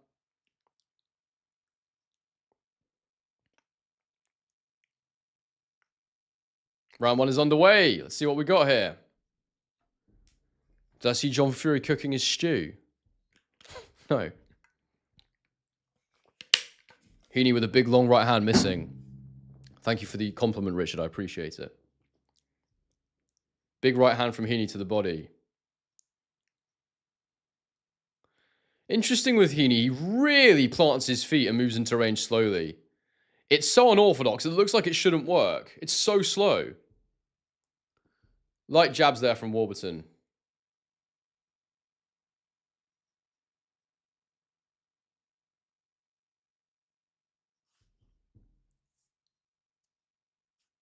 Right hand from Heaney missing as Warburton dances laterally around the ring. Warburton with a jab through the guard.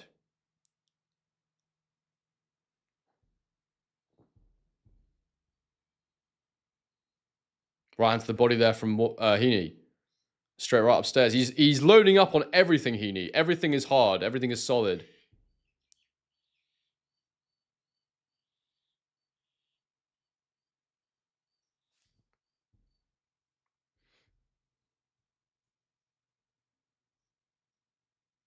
There's a southpaw backhand there from Warburton that sneaks through the guard. Then one to the body as well.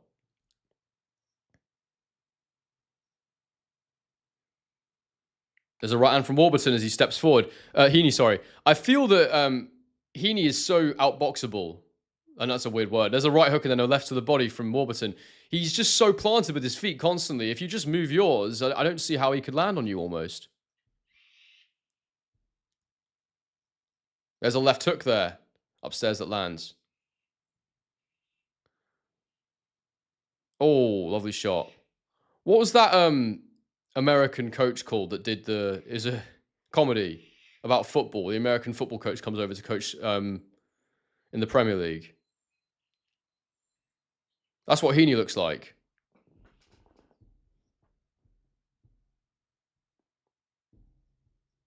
There's a lead right hook there that lands for Warburton. There's a bloody crow or something outside my window that's doing my head in. There's a right hook over the top there from Warburton. Then Heaney's landed 2 shots to the body there and he lets a flurry go. Ted Lasso, that's what I was trying to say. Yeah, he looks like Ted Lasso.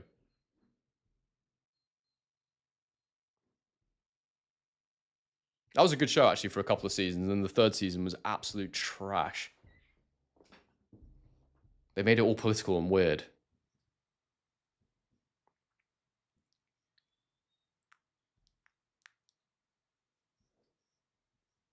Yeah, his hands are right when he lets them go, but the feet are very planted.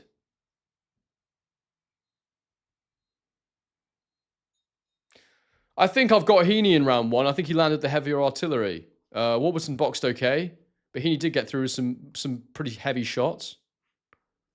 There was that flurry on the ropes as well. I'm going Heaney in round 1. What have you guys got?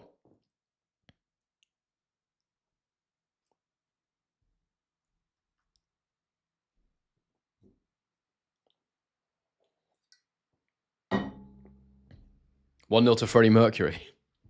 It's a great mustache, you have to say. If I could grow a mustache, maybe like that. Maybe I would. Maybe I could do that.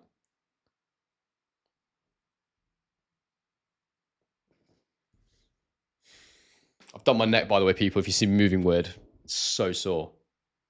Just woke up. I didn't even injure it. I just woke up and it locked. I guess that's just what happens when you get older. So depressing.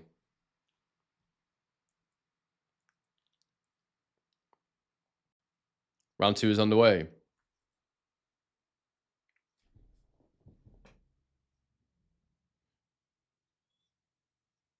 There's a big right hand to the body there from Heaney. Warburton looks like he's got absolutely no power in those shots, I have to say. I don't think Heaney will be at all concerned about Warburton's power. I might be wrong, but I've never watched Warburton before. That's just what I'm seeing at the minute. There's a big right hand from Heaney that gets through the guard. And then a right hand over the top as Warburton pivots out. There's a right hand to the body there from Heaney. And then a right hand upstairs.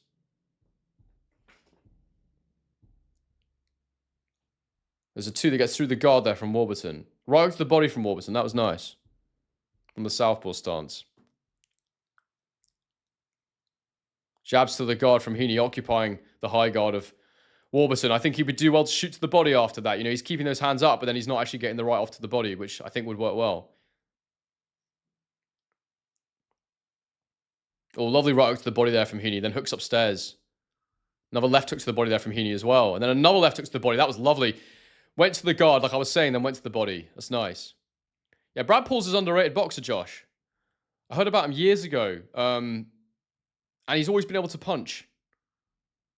I think he's very underrated.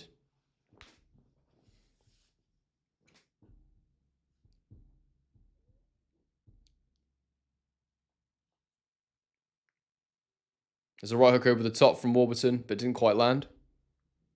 There's a left hook to the body there from Heaney. Then a couple of combinations getting through, and then another right hand to the guard. Warburton's beckoning him on.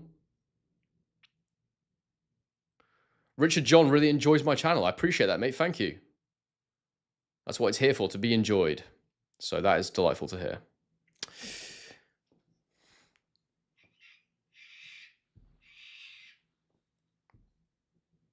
Left hook to the body there from Heaney. I'd be very surprised if this goes the distance. A right hook, then a left hook.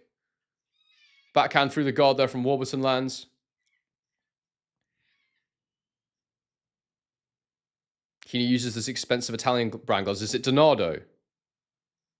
I don't know. It doesn't look like Donato. Left hooks to the body. 2 left hooks to the body. He's piecing up to the body. I reckon he might have him out of here before 5, Heaney. He's too planted with his feet, and Warburton's getting hit a lot already. This is going to take a lot out of him. Lead uppercut lands, though, for Warburton. Again from the southpaw stance. Left hook to the body there for Heaney.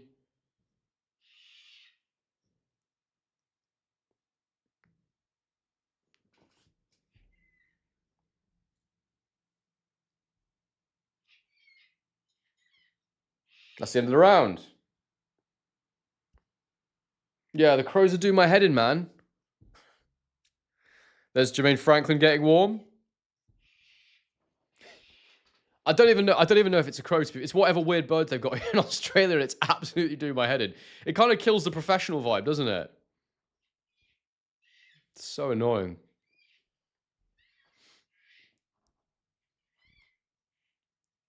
Shut up. Right. Round 3 coming up.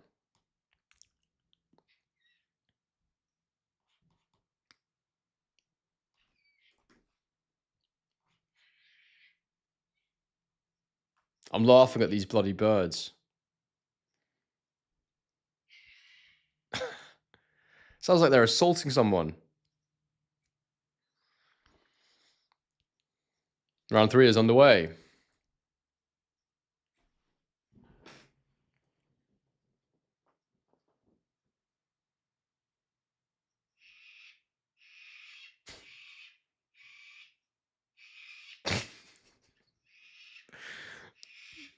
Anyway, jab from Warburton. All right, you can't hear the birds. That's good, because they're just causing an absolute racket right now.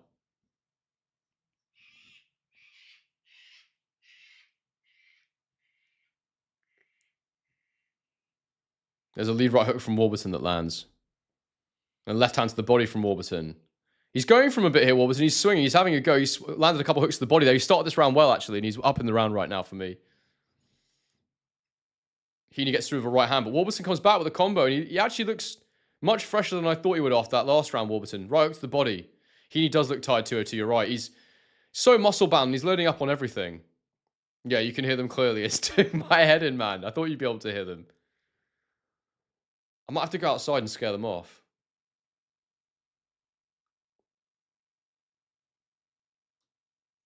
Has Itauma failed a ped test today? No? Why'd you say that? Right into the body from Heaney. Oh my god. Yeah, okay. You can hear the birds. That's annoying. Anyway, right hook. Right hook to the body there from Warburton. Left hook to the body from Heaney. Left hook to the body from Warburton. Lovely. I think his investment in the body is starting to pay off a little bit.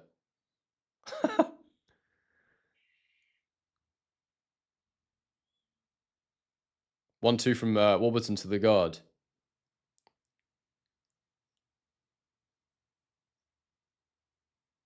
It's breaking news. You provide a link for that, mate, or I'm not buying that one.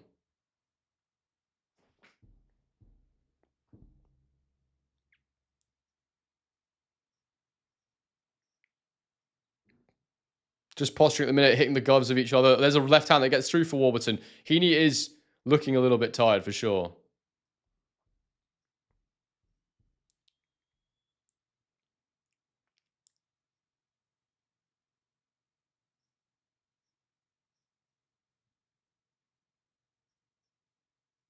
Left hook to the body from Warburton. That was nice. Acoustic Gymnastics says, like, comment, subscribe. It's free. Exactly. Left hook to the body from Warburton lands again. It's definitely his round. His activity's gone up and he's landing frequently. Right uppercut. Left backhand there from Warburton lands. Good round for Warburton. Really good.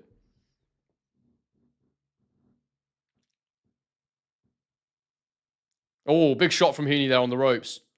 Oh, he hurt him at the end there. But Warburton's round for me. I thought his activity was really good. Going up and down nicely. Landing clean.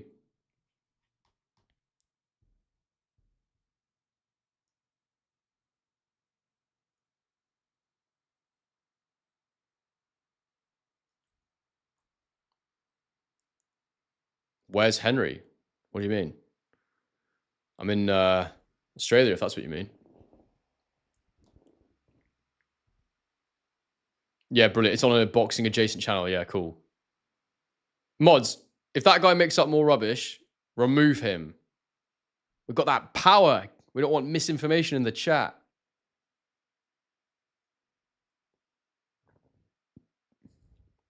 Unless you got a link, buddy. What, Jermaine Franklin failed a test? As he's not talking rubbish. I'm sorry, bro. Round 4 coming up. Is this actually true?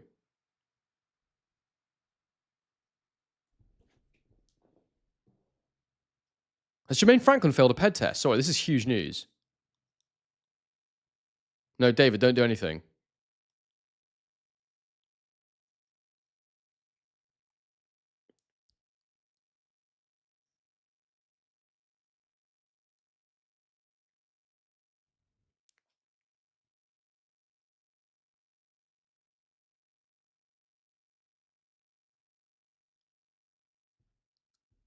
Yeah, I'm not seeing anything about a failed test for Franklin.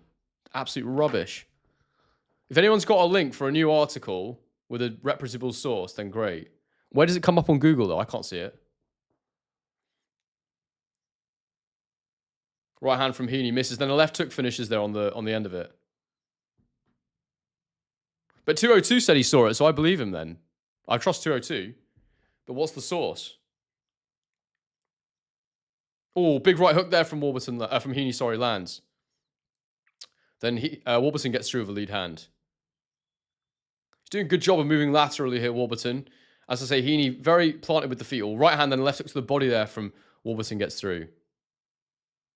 All right, so 202, what did you see, mate? Because no one else can see it. It's just Reddit. All right, brilliant.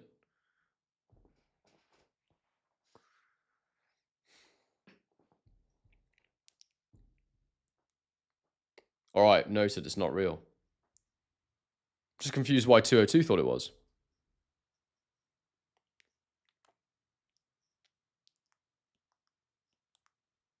Right hook over the top there from Warburton.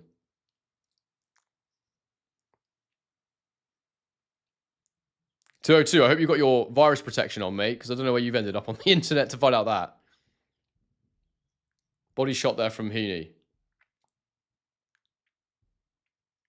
Backhand to the body there from Warburton.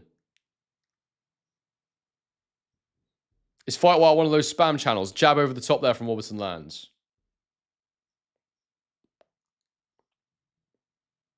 They'll be getting sued if they're not careful, if they're making up crap. Heaney missing with the counter right hand. Another lovely left hook to the body there from Heaney. Right hand through the guard from Heaney. Then another right hand through the guard from Heaney. Good round this. Left hook to the body from Heaney as well. He's cut now, Warburton. You can see it's cut slightly above his eye. 1-2 from Warburton just falls short. All right. Oh, he landed a right hook at the end of the round there, Warburton. I'm going to go for Heaney, though. I thought his punches were a bit more significant. He landed those shots to the body.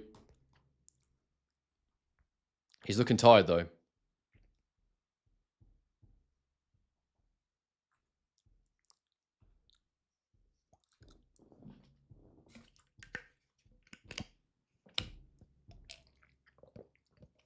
I have to say, whatever you think of Dev Sani, I think he's quite good at interviewing Dubois. I think Dubois finds him quite funny.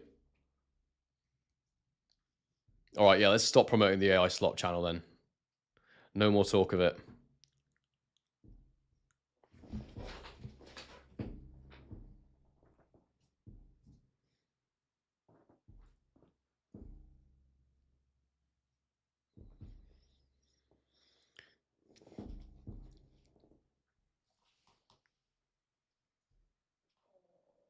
Round 5 is underway.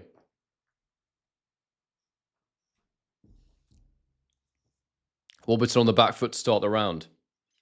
Using the lead hand, flicking it. Heaney keeping his guard up, but then the backhand gets through the guard there from Warburton. Heaney gets into the corner and lands a big right hand to the body, then a left hook to the body. Right hand gets through the guard from Warburton, but Heaney, sorry, but mostly blocked. There's a jab there from the southpaw stance that gets through for Warburton. There's a left hook to the guard from Warburton, and the right hand gets through as well. Good moving from Warburton.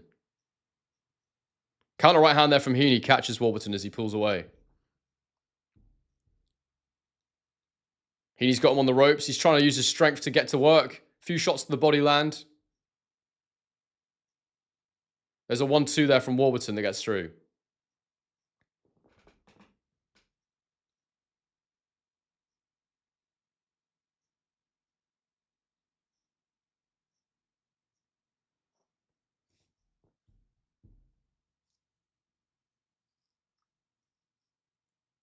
There's a right hand from Warburton that gets through.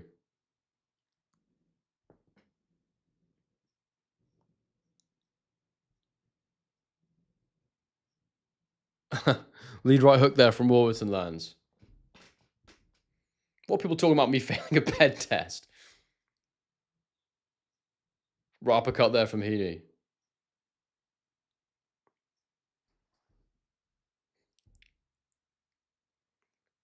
Oh, big right hand there from Heaney. That was nice.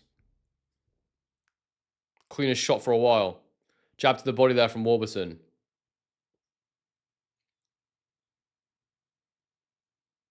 There's a combination over the lead there from Warburton, and Heaney's bleeding a lot right now. His nose is pouring with blood. Counter right hand there from, it's a check hook, sorry, there from Warburton. And again, he's checked him. He needs to get his left foot across and cut him off before he exits. Oh, there's a lovely southpaw backhand from Warburton. And he's moving really well after he shoots, and he's piecing him up a bit at the minute, to be honest.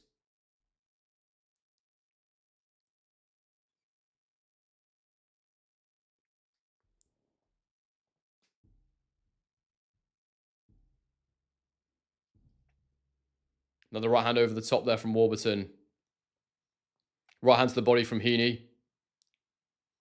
Got Warburton up in this round with 15 seconds to go.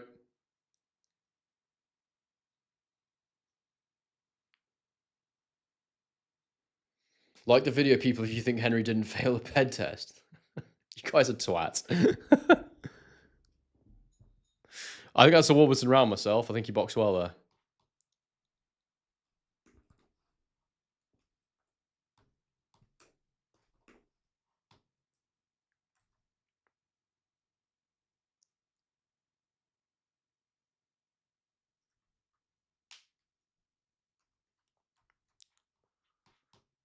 Round 6 coming up.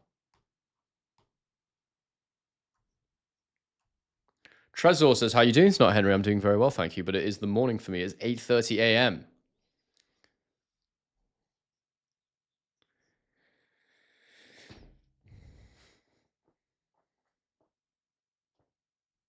Thank you for the like, Sharp Calador. Guys, if you want to donate to Japan, this is a live bar. If you donate on the GoFundMe link in the pinned comment or in the description, your name will show up on the screen. We're trying to get to Japan for the fight and to make a documentary about Japanese boxing. Be out there about a week. Round 6 is underway. If you can help support. Poached eggs were contaminated. I do like a poached egg, mate. I do like a poached egg. I'm from the UK, mate, but I'm in Australia.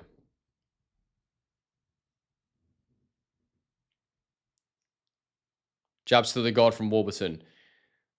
Heaney's got his guard much tighter now. I think there'll be body shot opportunities for Warburton this round. There's a big right hand to the body from Heaney that lands. And then another one as he steps in. 1-2 from Warburton gets through, and then a couple of jabs to the head. Do I get frustrated with the time differences? No, I love it. It's really good for me because, well, the UK fights, now that the clocks have changed again, it sucks. Like, it's like 5 a.m. in the morning, which is rubbish. But the US fights are always at a good time. It's always on a Sunday, and it means that basically while you guys are all asleep, I can make my really high-quality edited reaction videos. Oh, there's a lovely backhand, southpaw backhand from Warburton. I can release really high-quality videos. You guys wake up, the high-quality video is there for you to watch after the fight. All the other creators go to sleep, and then they've got to make it through the day. So I usually beat people to the punch in that sense. So yeah. I literally finished this, and then I spent hours making a top-level video. When I say top level, I don't mean I'm the amazing. I just mean that I edit it properly, put B-roll footage in, all that kind of stuff. Can actually do some proper analysis and think about my take. There's a southpaw backhand from Warburton.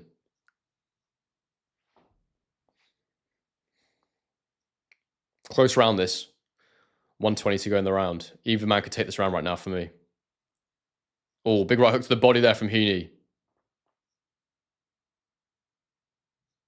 Lead right hook. Oh, is that a knockdown? They're saying it's a slip. Okay. Did land a punch as he went down. I've seen those called, but anyway. Maybe the legs crossed and I didn't see it. Jabs to the guard from Warburton. Right uppercut from Heaney on the inside. 50 seconds to go in the round. It is close. Warburton's probably outboxing him a bit, but Heaney's probably landing the harder shot still. Backhand to the chest there lands for Warburton. Jab to the body from Warburton. Left hook from Heaney. Just touches him upstairs.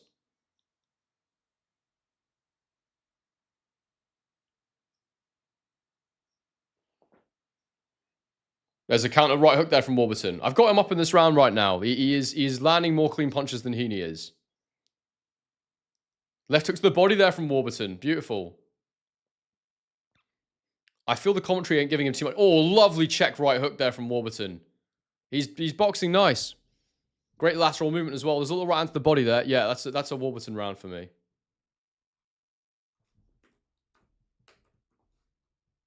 So I got it level after 6. Itauma's in the dressing room getting his gloves signed.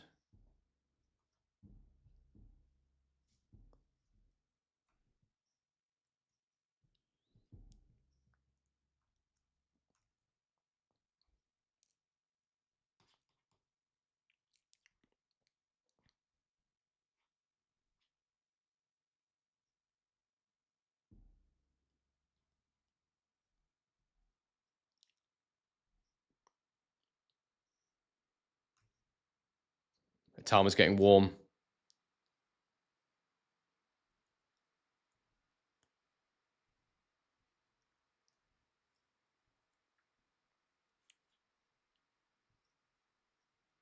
Round 7's underway.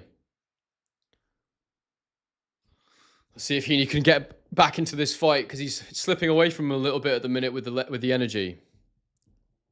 Double jabs to the guard there from Warburton, keeping him honest as he tries to enter the pocket.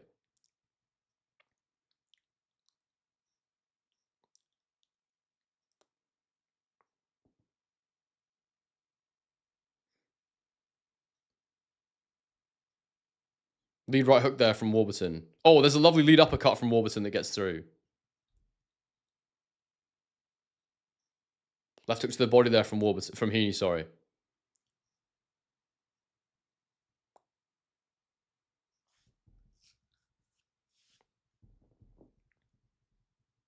There's a 2-punch combo there from Warburton, Heaney, sorry, and then a right hand gets through from Heaney as well.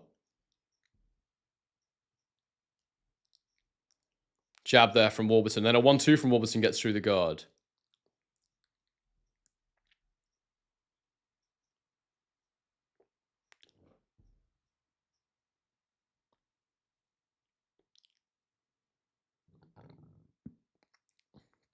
A 2 lands to the body there for Warburton.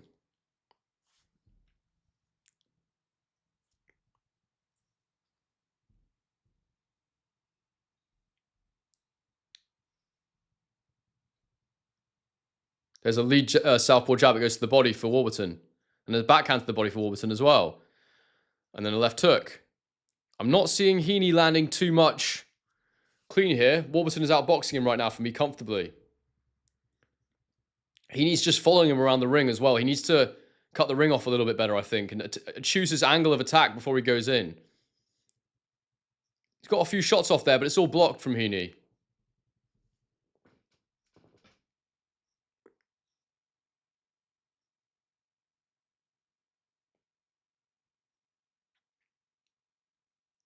Backhand to the body from Warburton lands. Flurry to the upstairs there from Heaney. It's all on the guard though. Then a lead hand gets through for Warburton, and then a backhand to the body. Another little jab gets through there for Warburton as well on the inside. Oh, there's a big right hand from Heaney that lands, though. Straight to the head. Warburton lands a 2-1. And then a lead hand for Warburton gets through again. Double jab, then a backhand through the guard there from Warburton. Oh, there's another backhand from Warburton off the uppercut. Lovely. Heaney got a little right hand through at the end there as well. This is a Warburton round for me. Pretty clear. Just outboxing him. There's another 2 through the guard there from Warburton. Bloodies his nose again. Yeah, that's another Warburton round for me. So he edges ahead.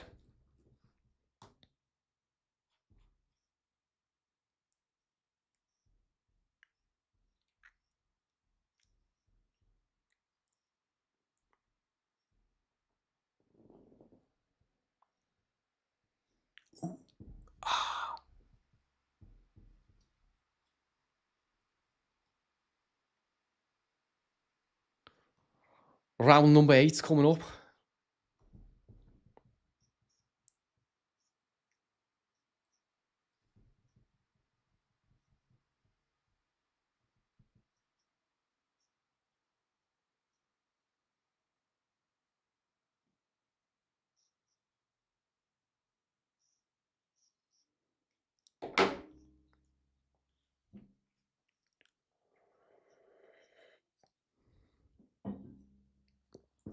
Round 8 is underway.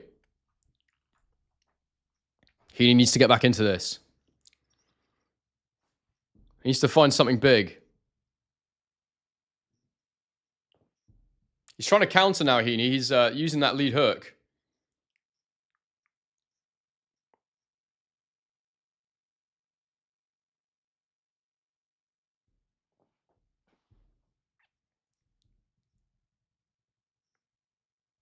There's a 1-2 from Warburton that's blocked. Jab through the guard there from Warburton.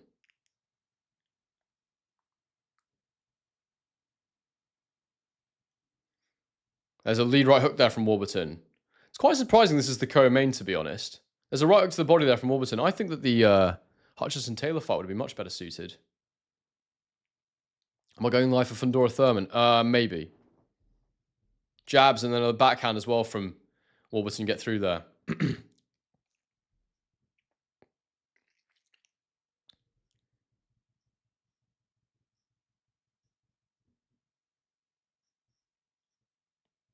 Basically, I've got to go away for over a month. So I want to spend some time with my girlfriend today. Which is why I might not do Fundora Thurman. We'll see how the day plays out. Jab to the body there from Warburton. Oh, lovely 1-2 from Warburton there. Right hook from Warburton. Heaney gets a left hook to the body and Warburton also lands a backhand at the same time that sends him falling backwards. Backhand to the chest there from Warburton. It's a close round this at the minute. There's a jab that lands through the guard as I say that from Warburton. Heaney's nose all bloodied again. Jab's getting through from Warburton and then a hook around the guard. Blocked.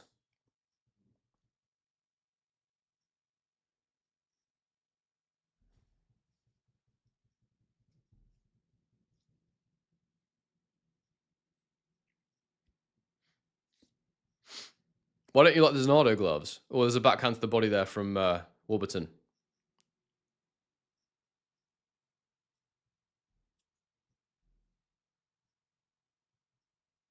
Oh, big right hand there from Heaney gets in. But he is not cutting the ring off well, Heaney, you have to say. He's very ploddy with his feet, which means he needs to accelerate on an angle, and he doesn't do it. There's a 1-2 that gets through there from Warburton. He's literally just following him around the ring. He's not manipulating Warburton's movement at all. Warburton's just doing whatever he wants. Check lead hook from Warburton. Left hook to the body from Heaney. Bit of a tougher round to score that, but I still think Warburton might be edging it. Yeah, I still think that's a Warburton round through work rate more than anything. A few shots getting through the guard as well.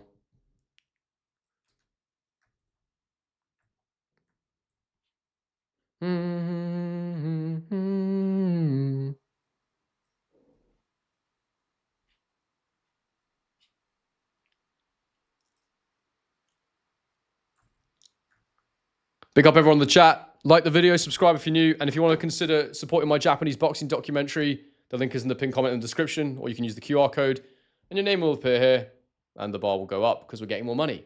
So it's good. And if you want to send a super, we take that, but I would prefer you do that today, just because we're trying to get the funds up.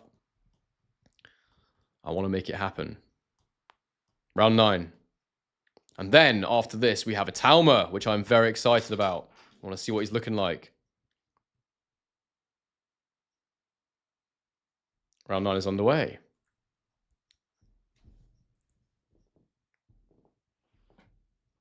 Have you used the Donato gloves 202? Double jab through the guard. Like, why do you feel they're not great?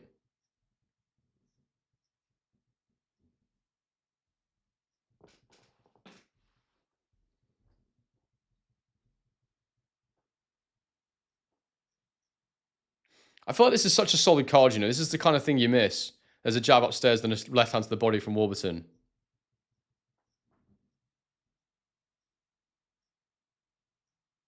Oh, there's a lovely shot through the guard there from Warburton. Then Heaney comes back with the right hand. Big up, Mashford. I hope you're doing well, bro. Good to see you, bro.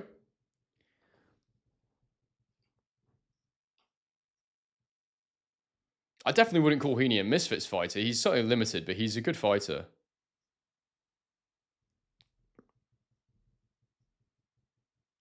Warburton's just bouncing on his feet right now. Then he's gone with a 1-2 with a backhand to the body. Lovely.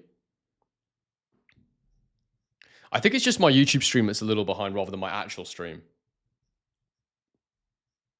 Oh, lovely shots there from Warburton. Sorry, Heaney. My brain. Apologies, people. Heaney is throwing a few shots there, but Warburton's still by far the more active. Jab downstairs, jab upstairs. He's boxing nice here, Warburton. Heaney needs to absolutely go for it, in my opinion. He needs a knockdown or something to get himself back in this. Right hand through the guard from Heaney, but Warburton comes back with a right hook to the body.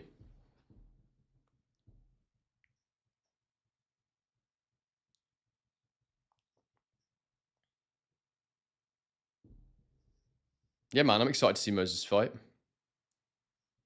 I'm excited to see if we've got the pick right as well, because I've gone really specific with it to try and, you know, challenge myself. Jab to the body there from Warburton. Right hand, backhand over the top from Warburton as well.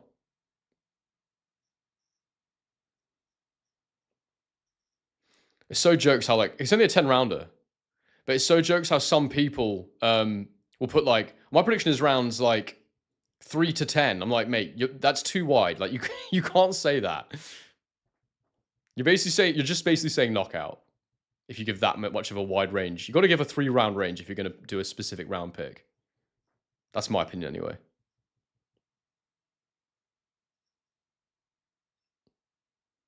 And sometimes it's not that impressive to not do a specific round pick, you know? Like, if you just pick KO for Itauma in this fight, I don't think that's a hard pick to make, but to say, I'm saying rounds 1 to 3, that's a bit braver, because, like, that would be significant to get Franklin out of there that early when he's seen as being this durable. Backhand from Heaney. Still a Warburton round for me.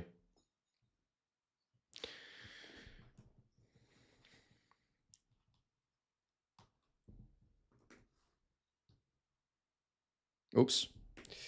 Yeah, but to clarify what I was saying before, I do think that, like, you know, you can make a pick that's like, oh, rounds, you know, 6 to 10 or whatever, and that's a good pick. If it's like, or 6 to 12, if it's like, you know, Crawford Canelo or something, then suddenly that's a hard pick. But sometimes it's not. Anyway, people can do whatever they want. I'm just saying I've tried to challenge myself. I'm going rounds 1 to 3, mate. Niall. Final round coming up.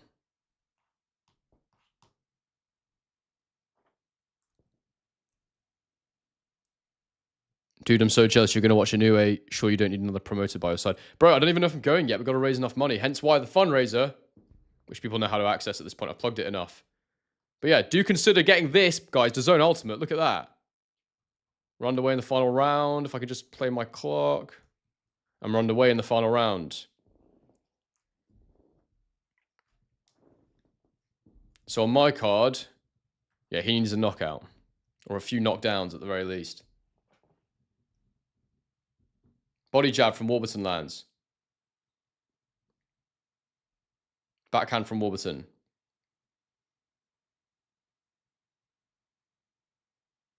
1-2 from Warburton lands.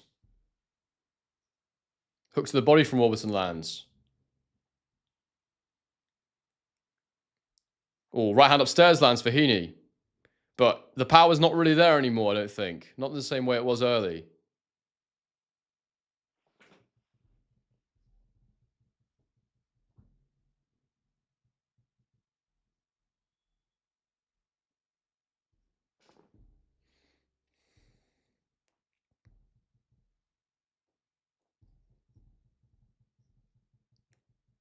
Lovely backhand to the body there from Warburton. He's just had by far the better feet, and I think you heard me say in the first round that it's so easy to outbox Heaney with how much he plants his feet.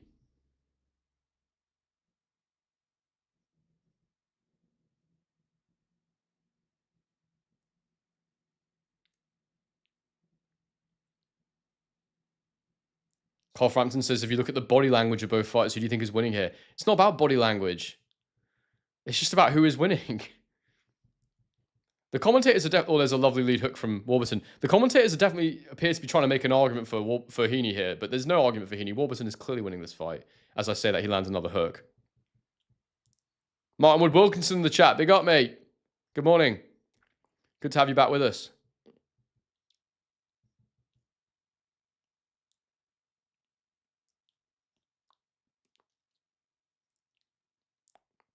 No, there's been some good knockouts on this card, mate.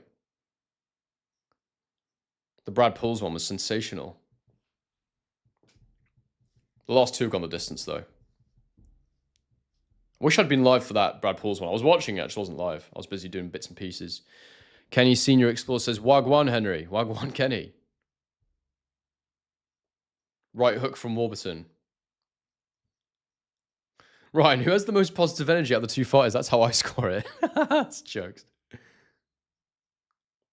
Body jab from Warburton lands. There's a jab upstairs again that lands as well. Heaney's chasing around the ring. The check hook lands for Warburton. He's trying to press, but his feet are too slow, Heaney. You're going to be commentating the Jeremiah versus Itauma. Who the hell's Jeremiah?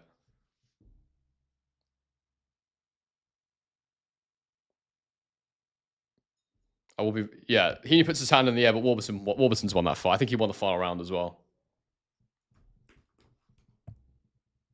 There's no chance I can give Warburton that fight. Heaney that fight, sorry. No chance.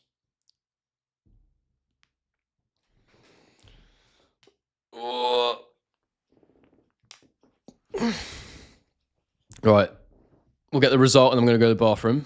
And then we've got the main event to do a poll on. Tressa says, Frampton often mentions that he thinks going rounds isn't important if you can always get the KO. What do you think of that? I don't know what you mean.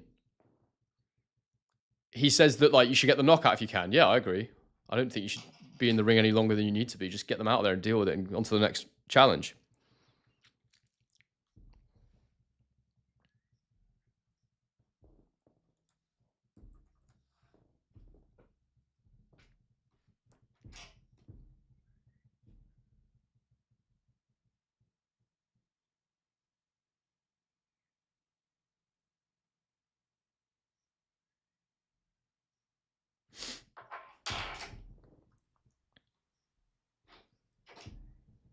Morton's got a draw. I find that surprising.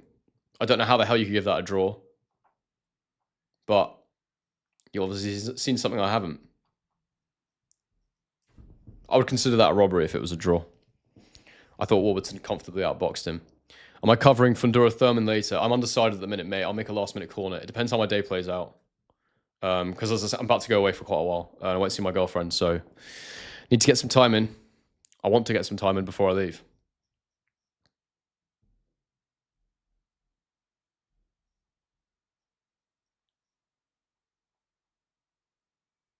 All right, here we go. We're going to get the result.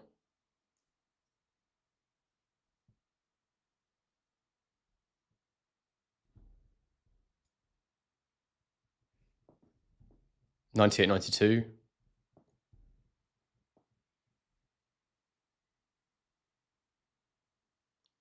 97, 93.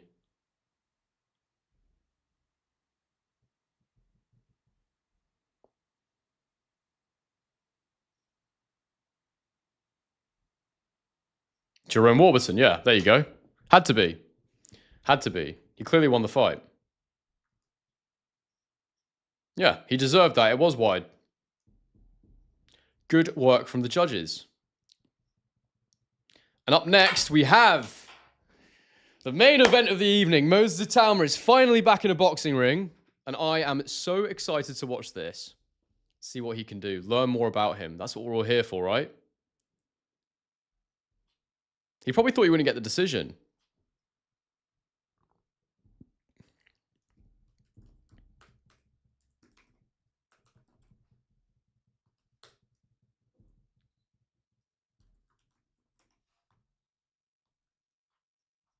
Jermaine.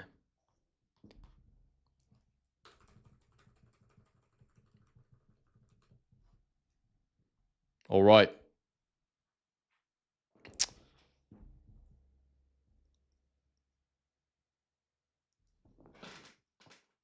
Stream with your girlfriend. I would never expose my girlfriend to you degenerates. No chance. Absolutely no chance. I think that'd be disastrous, actually. So no, that will not be happening. She also has no interest in boxing.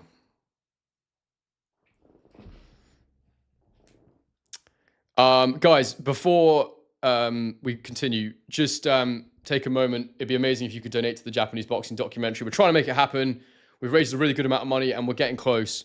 So if you could donate any amount, I think it's minimum $5.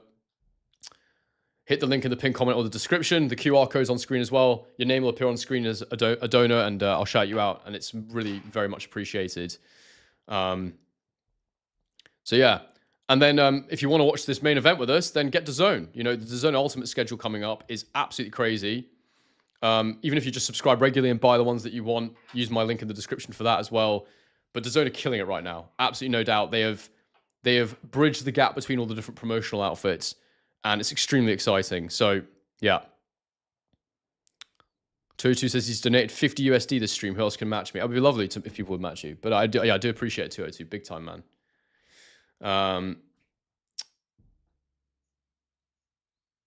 Time to load up the zone, says JM. Hell yeah. Get that Itauma fight on, buddy. Right, I'm going to go to the bathroom. I'll be back in 2 secs, and then we'll cover this main event.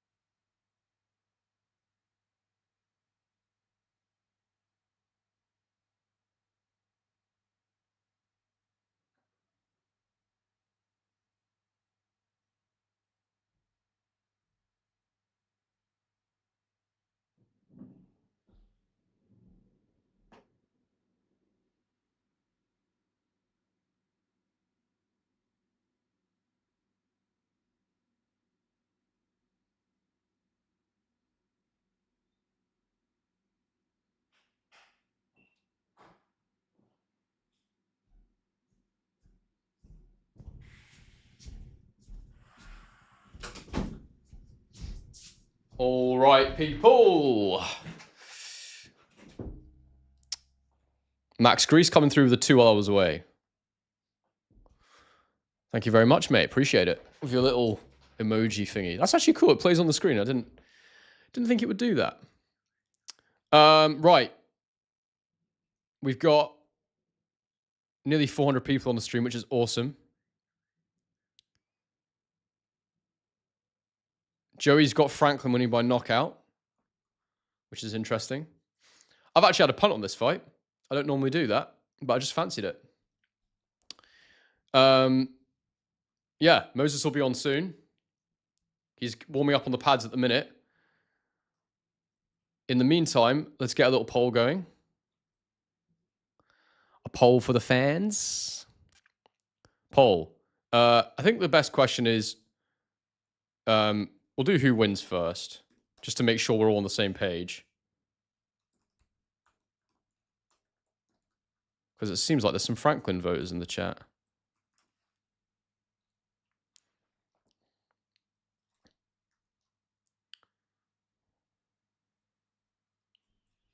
See what everyone's thinking here. Time for Fundora Thurman. Where in the world do you want to know the time for? I don't, to be honest, off the top of my head. And also, like, I'm not. It's probably easier if you work it out for yourself, because I can work it out for me, but yeah.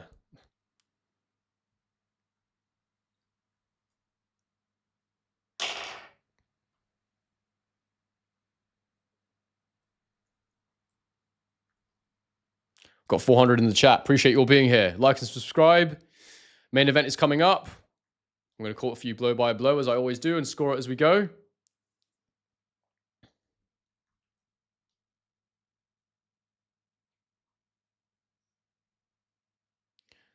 %86% of you so far think Itauma wins.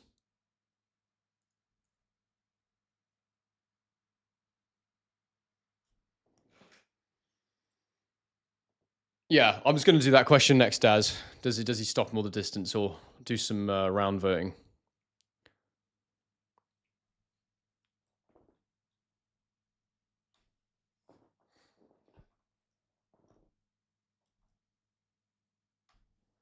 And just shot this blind.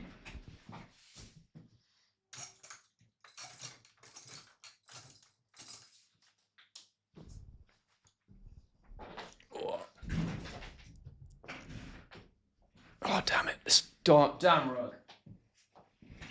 There we go. Right. We'll do the round poll in a sec, guys.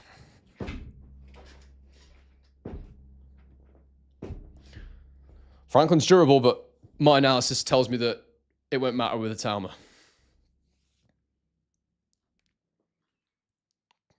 All right. End poll. Let's do a round poll.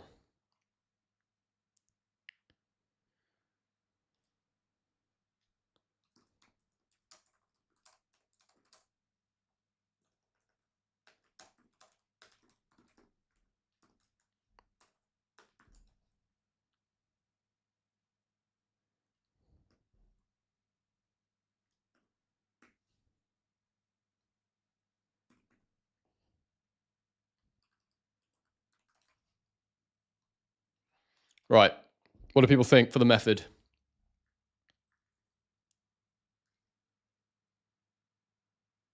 I do agree there aren't enough bird noises on the stream. That would make it better. Oh, man. Yeah, they won't be out for a good little 15, 20 minutes, something like that, I reckon.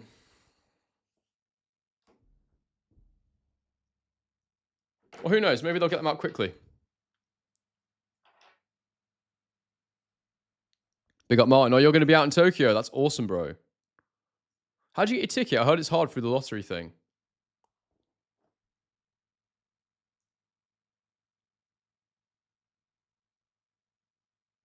When's the ring walk? It's soon, mate. Don't know the exact time. We never know the exact time, but yeah.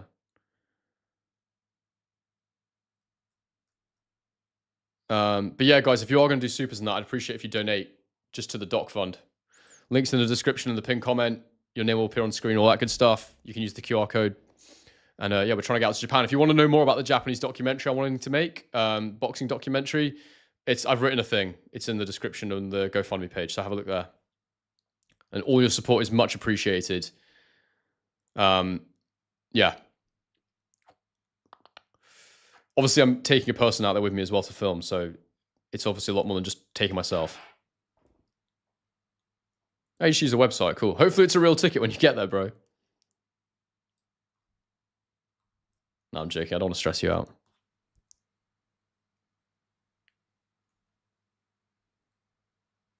Yeah, cool. DM me if you want. The thing is, I don't know if I actually want to attend as a fan because I want to be able to film. And what I might end up doing, I'm weighing up how to do it. If I can get my camera guy access to film ringside, I might just live stream and then cut the live stream into the dock. We'll see. But I'll be out there either way, hopefully, if we get enough. All right, looks like they're about to ring walk in a sec.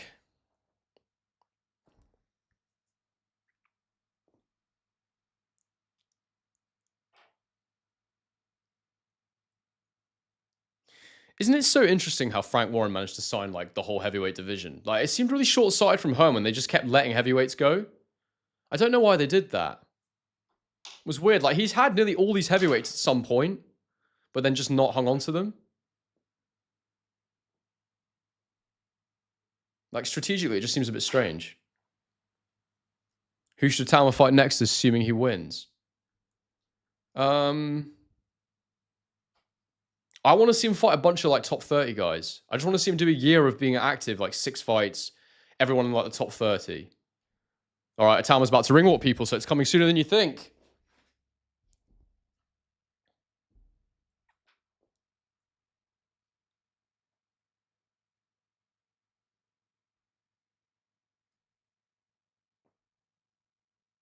But yeah, there's no one I wouldn't put Itauma in with, to be honest.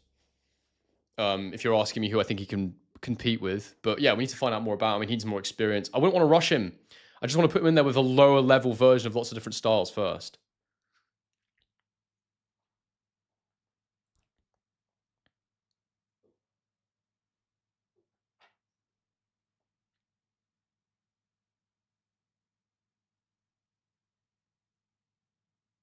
See, I thought we'll do that match because I didn't really think he was going to do much, but I don't remember the period too well. All right, here we go, people. It's almost time.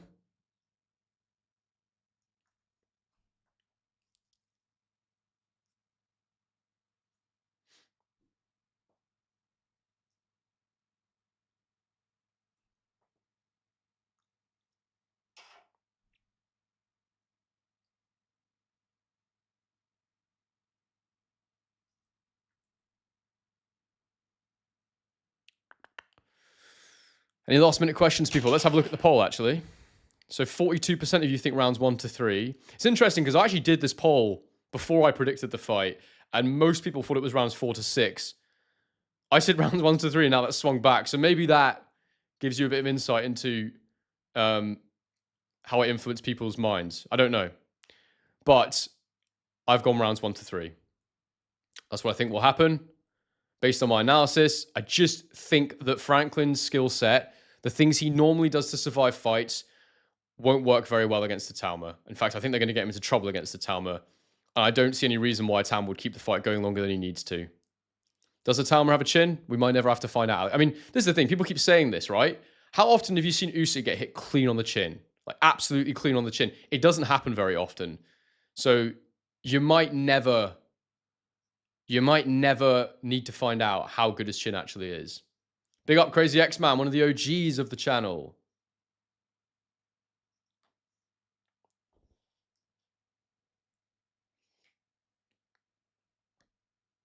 Daz says, used to be mates with a Caroline and we fell out, so that song is like nails on a blackboard. Mate, it still hurts, doesn't it? It never goes away. Deeply personal. Let's go Mosses, says Sonny Jenkins. Here he comes.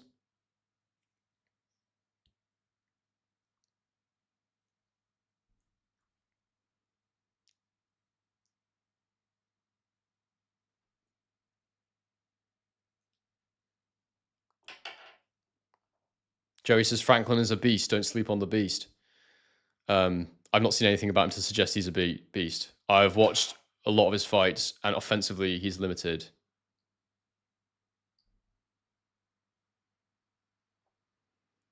Give us the lore, Daz. What did Caroline do to you? He says, Kaz was my pal, or so I thought. We all want the tea now. We want the story, Daz. You can't give us stuff like that and then not tell us what's going on.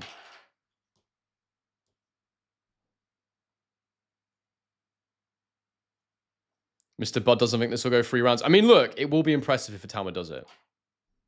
And I could be very wrong. I still think he's going to knock him out whatever happens. I will be surprised. I'd be very surprised if this went the distance. Yeah. My prediction is deliberately hard and accurate because it's easy to, as I said earlier, it's easy to predict an Itauma win. John Dingle, thank you very much for the 2. Moses Itauma versus Richard Torres, an explosive fight. That would be cool. Yeah, that'd be very cool. Maybe just, I wouldn't want to do it too early though. I think it could be for a world title at some point potentially.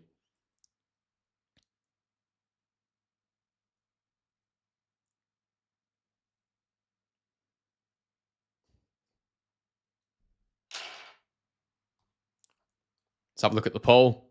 176 votes, 42% of you think 1 to 3, 36 4 to 6, 7 to 10, 10%, distance 12%.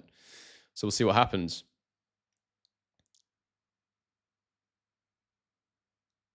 I'll let it go for a few more minutes and I'll end it just before the fight starts.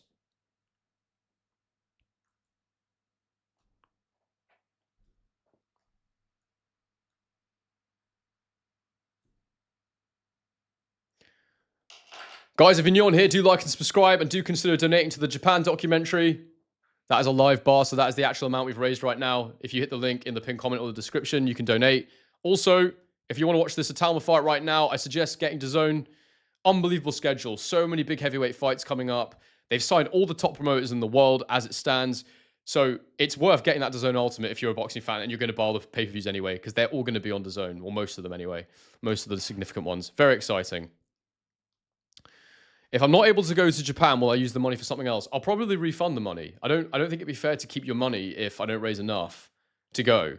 I'll try and maybe find a sponsor if I can't raise enough, but that'll be hard because I don't have those sort of contacts. So yeah, I'm doing my best to raise it, and if we can't go, we can't go. I mean, I could potentially hang on to it for another documentary if people were happy with that, but it would have to be with everyone's permission first, because obviously I don't want to tell people you're paying for this and I'm going to give you this instead. That's not right. So fingers crossed we just raise enough. I might, we'll see what happens.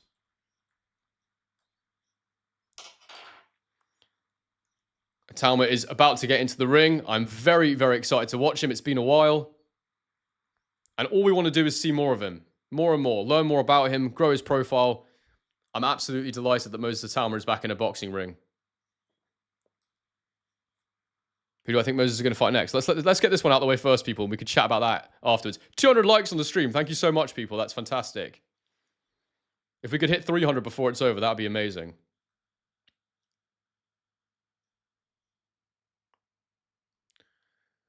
Hoping you get to go. Would love a British fighter documentary in the future. Maybe a Dave Allen follow-up. Yeah, you remember the first one. That would be amazing. I'd love to do another piece with Dave. I'm sure that... Well, I'm not sure, but I'd like to think he would do it with me. But it's just about getting back to the UK and finding the time and the resources. So yeah, we'll see. Ghostwriter says, I can help funding. We'll DM you later. All right. It depends on what's I mean, I'll only take a sponsor if it's something legitimate, though. So yeah. Oh, my link's gone as the pin. I need to end the poll, I think. I'll end the poll. 42% of you think rounds 1 to 3, 35 4 to 6, 10% the rest, 12% the distance, 13% the distance. Yeah, so can you see that now in the pinned comment, guys? The Japanese boxing documentary? Please just comment yes if you can see it, so I know people can donate easily. It's in the description as well, but I just want to make sure the pinned comment is showing up.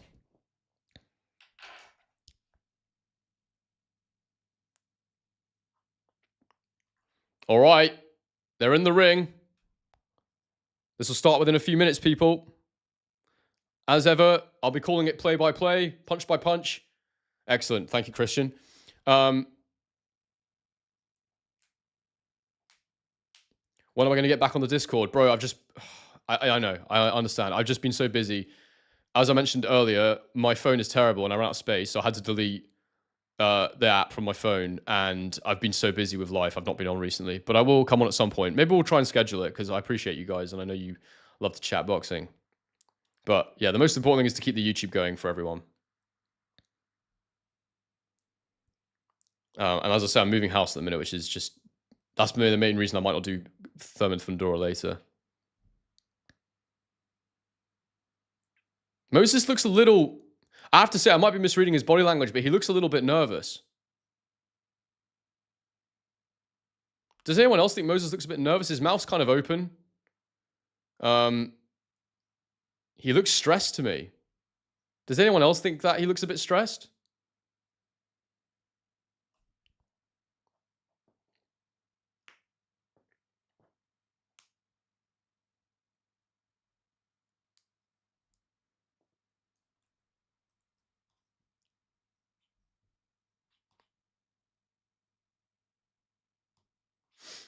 Here we go. I'm really excited to see what this looks like. See if we've analyzed it correctly. David thinks that's how Moses always looks, to be fair. Might be right. Maybe still injured. I don't think so. I don't think he'd get in there if he was injured. But he may not have had, like, the best camp ever. He's a little heavier than he was last fight, I think. I need to check that, but I'm pretty sure I'm right. Franklin's heavy, though. I'm quite surprised how heavy he's come in.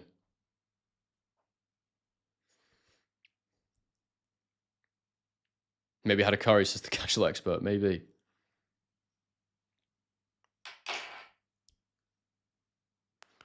Paul Joseph thinks Itauma is going to get chinned.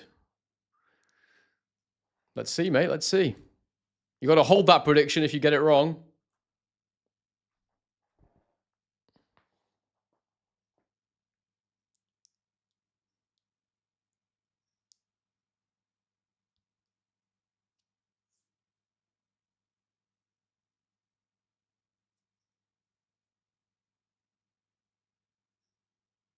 All right, Jermaine Franklin's been announced. It's Itauma next, and then we'd get this thing underway. Is it a career heaviest for Franklin? It might be. He was pretty heavy, I saw. I thought he needed to come in light for this to make sure he could deal with it. The crowd's gone crazy for Itauma being announced. He's got a big smile on his face now.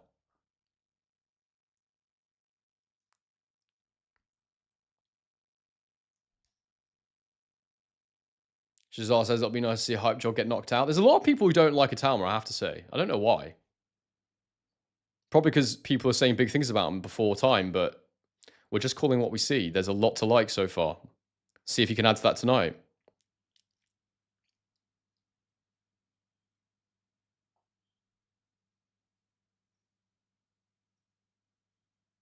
Where's Ben Davison? I can see Lee Wiley. Is he to the other side of him? He might be. He might be right at the front there. I can't quite see.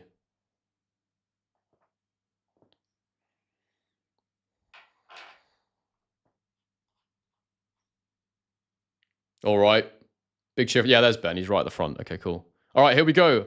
10 from AP Garden. Konichiwari says, thank you, mate. I really appreciate that. But if you do want to donate, people, please consider heading to the link because the more of the money goes to the channel. Here we go. They're heading to the middle of the ring. I think he does look nervous, but doesn't mean anything yet.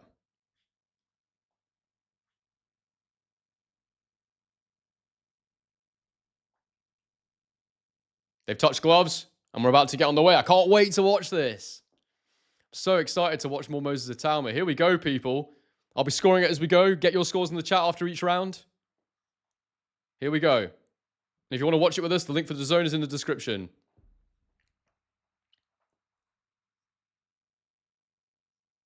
Don't blink, people. And round one is underway. Itauma heads to the center of the ring. Instantly pawing with that lead hand. Franklin taking a bounce step backwards. Straight away playing with that lead hand as I suggested he might. There's a jab from Itauma and he bounces out of range. There's a backhand to the body for Itauma. He always gets that going against the orthodox fighters, as I said.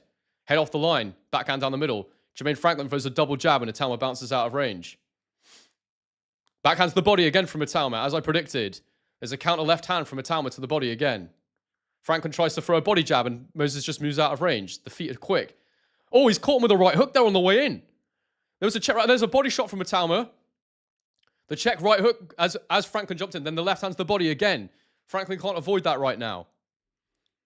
I told you, people, he always does that against orthodox fighters. And again, he's done it there. Left hand to the body. He's investing early in the body. A 1-2 from Franklin. Itauma bounces back. He's got his left hand right up at his chin. There's the counter right hand that I predicted he'd use. That counter right hook. Oh, another big right hook to the chin of Franklin after a left hand to the body. The hand speed is outrageous. I said that would be a key punch, that lead right hook or the lead jab. It's the pull back and then the boom over the top. He does it so beautifully. Jab from Itauma to the head. He's just looking to counter him, and then the left hand to the body again from Itauma. He's definitely got a good shin, Franklin. He doesn't look hurt at all from those shots, even though they were pretty fast and pretty powerful. There's a jab to the head from Itauma there. Beautiful shot. Nice and clean. Left hook, but Franklin blocks it with his right hand. Tries to come back with a left hook, but Itauma's not there anymore. There's a left uppercut from Itauma, and then a left hand to the body from Itauma. Franklin looks fine, though. He doesn't look hurt yet. I think he's a very tough man, Jermaine Franklin. Left hand to the body again from Moses Itauma. And there's a left hand upstairs. He's gone upstairs this time. It's smart. Changing the level. Oh, left hook to the head from Itauma, but it's blocked by Franklin. The lead hand's not going as much as I thought it would. We're waiting for... Franklin's not parrying too much so far, actually, which is something he does a lot normally. Right hand to the body from Franklin misses. Itauma just bounces out of range. He's too quick. There's the double jab from Itauma, then the right hand, then the left hand. He swings and misses with a big left hook. Franklin just dipping under it and rolling away. That was good from Franklin. Defensively, I should say. Jabs from Itauma. There's that counter right hook again from Itauma over the lead hand of Franklin. Then a left hook to the head from Itauma. There's a jab from Itauma that lands. Franklin turns him and gets him on the ropes. They clinch. But the referee will break them.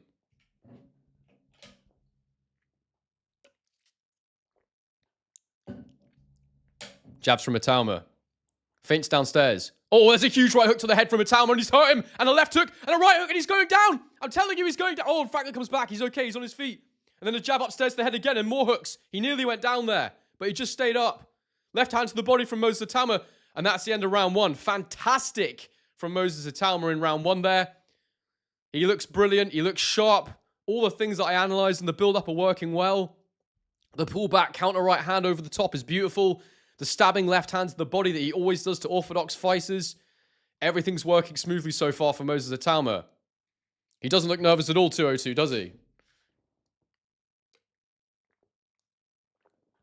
What do people think of round one?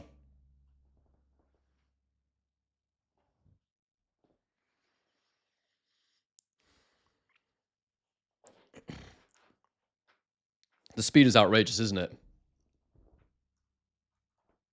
He definitely looked like he started to get him hurt there. He's breathing quite heavy in the corner, Itauma.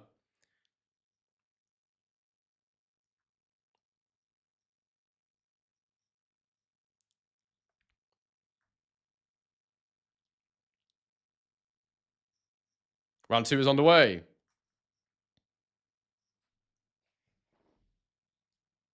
Here we go. Oh, they told Itauma the pace was too high, apparently. Jab upstairs. They obviously don't want him to gas.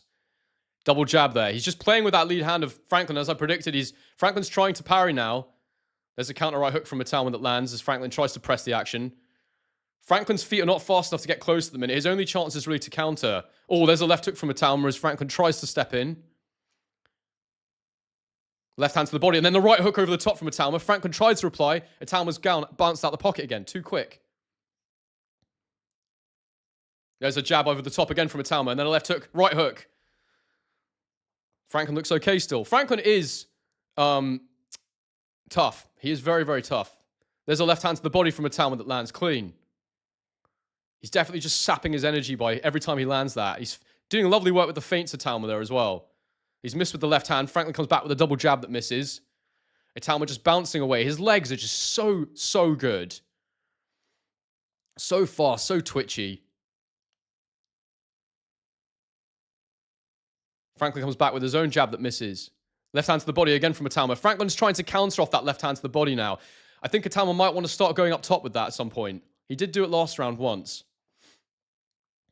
There's a jab upstairs that Franklin slips away from.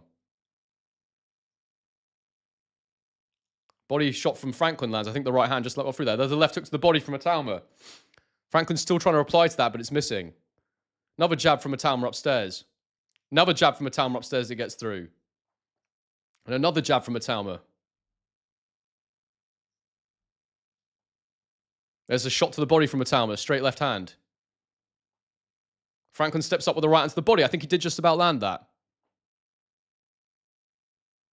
Oh, lovely two to the body there from Itauma lands.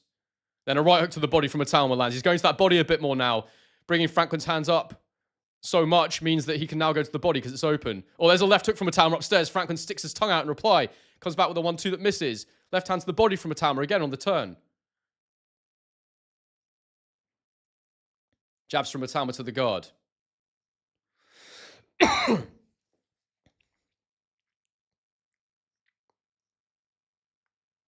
He has definitely slowed the pace a little bit here, Moses, to be fair. There's a left hand to the body again. Oh, there's a left hand from Itauma. Franklin shaking his head, saying it didn't hurt. That's usually when it hurts when they do that.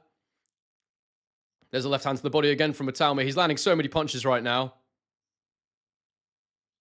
15 seconds to go. Oh, there's a left uppercut. Franklin threw a few shots there. He did get through with a couple of hooks. Itauma comes back with some work. And he's got through 2 rounds here, Jermaine Franklin. He is tough. He's very tough. I'll give him credit for that.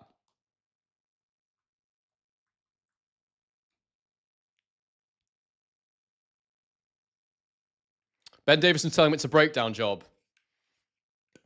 So he's probably going to try and go past the 3.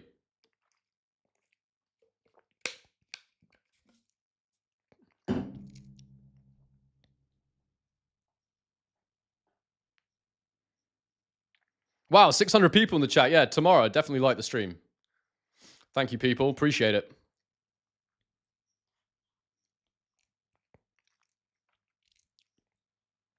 And do consider checking out my Japanese boxing documentary. It's in the pinned comment and in the description. Read about it. If you want to support it, I'd really appreciate it.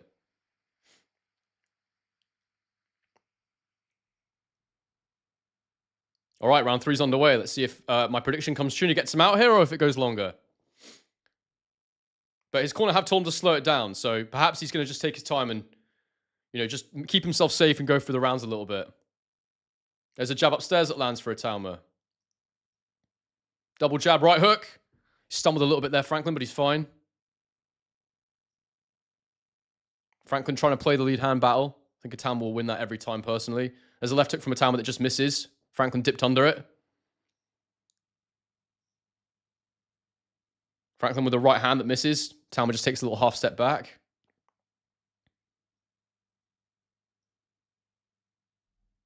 Oh, right hook lands for Itauma. Good shot. He threw the left hook and he finished it with the right. No one called it, though. Maybe it was something else that hit his head, but his head definitely pinged back.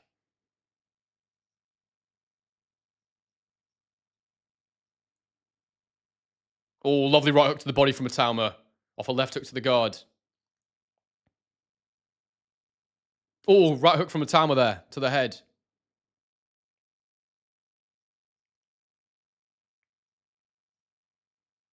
Left hook to the body, right hook upstairs from Itauma. Jab from Itauma, from Franklin falls short. He's just sitting on the ropes, Franklin. He's just trying to take these shots. Right hook to the body from Itauma lands.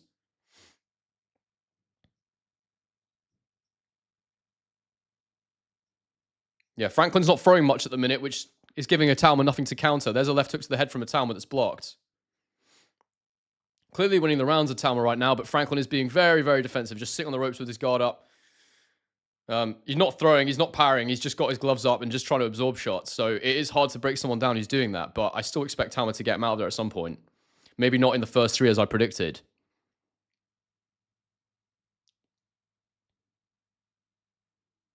There's a feint, then a right hook from Itauma that just misses. Lead hand from Franklin. Jab from Itauma lands, and then a left hook. Now they're on the inside. Let's see if they get their hands moving. Oh, there's a couple of hooks to the body from Itauma. I think that hurt Franklin there. He backed up.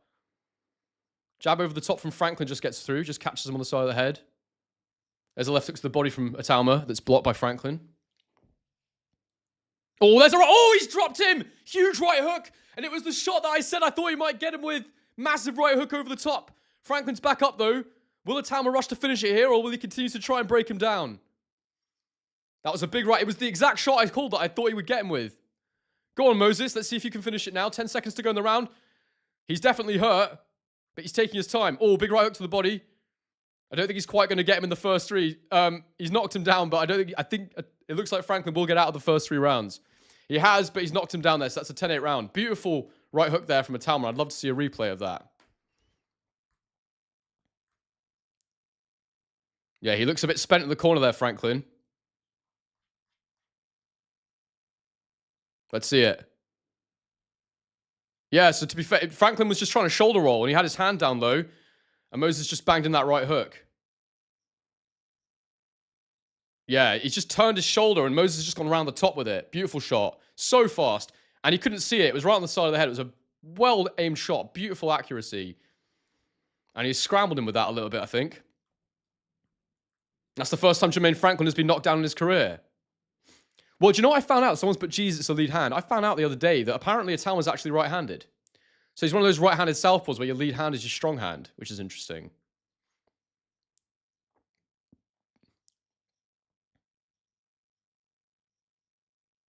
Round 4 is underway. Let's see if Itauma finishes him in this round. Oh, big right hook from Itauma there off the backhand. But I think Franklin has recovered quite well. He looks all right. Oh, uppercut from Itauma. Lovely left uppercut. Oh, and then the right hook again, just missing that time. Oh, did Itauma get caught? I just missed that. Right into the body there from Franklin. I think Itauma might have just been getting a little carried away there, and I think Franklin did catch him with something. I need to see that again. Right hand over the top there from Itauma. Body jab from Franklin.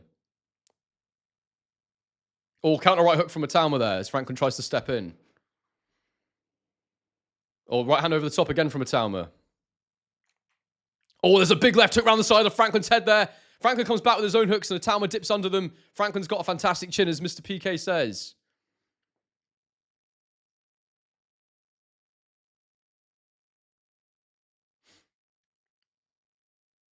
Jab over the top there from Itauma.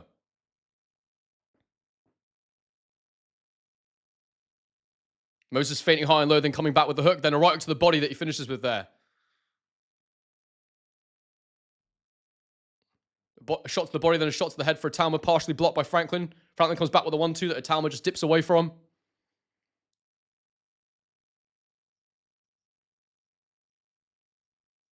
Jab from Itauma. I mean, Franklin's being very negative, so he's got a real job on his hands here, Itauma, to try and make something happen. Jab from Franklin lands. Left hook to the head from Itauma, blocked by Franklin.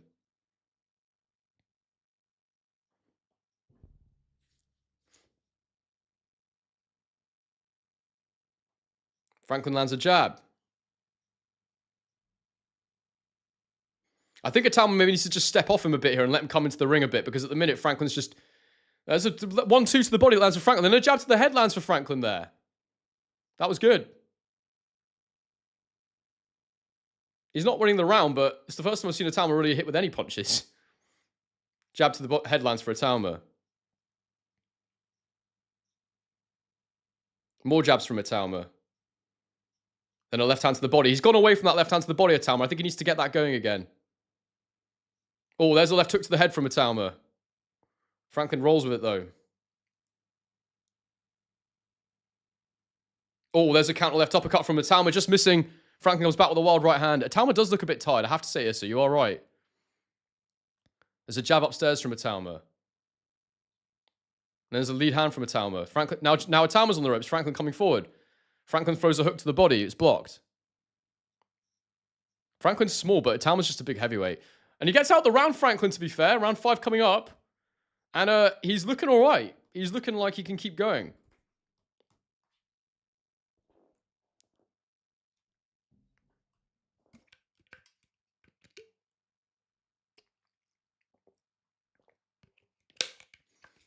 Yeah, I am curious to see how Moses' gas tank looks, because he does look a bit tired, I have to say. I thought he looked nervous in the ring before. I wonder if he's just gassed himself out a little bit, but yeah, I don't know. It's interesting.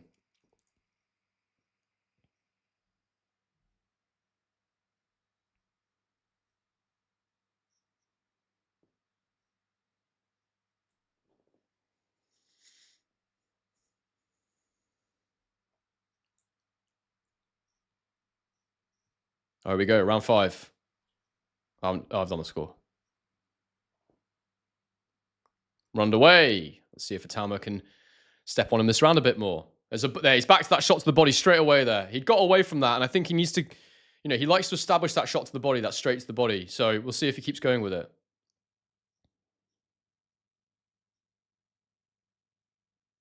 This is the thing, right? Itauma doesn't need to stand right in front of him all the time on the ropes at the minute.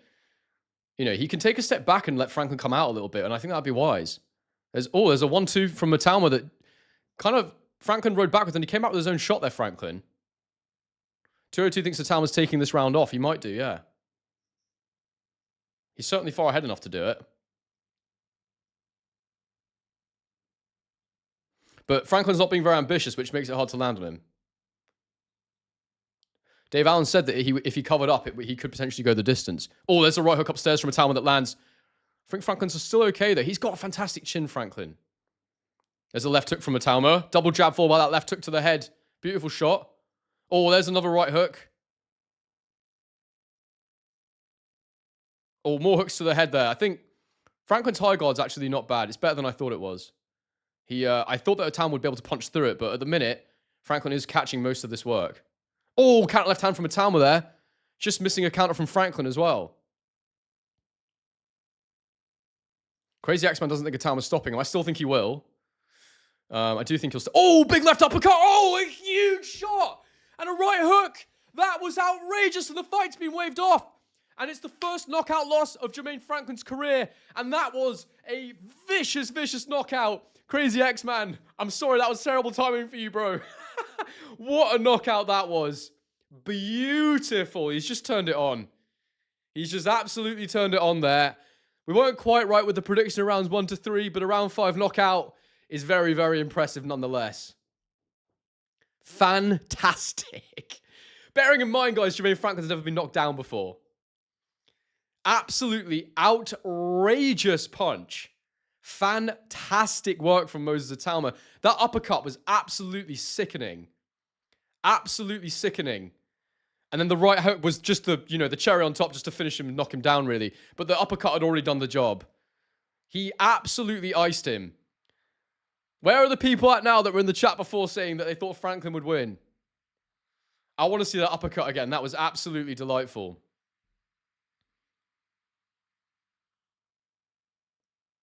TH says, wait, what happened? What happened is he absolutely iced Jermaine Franklin.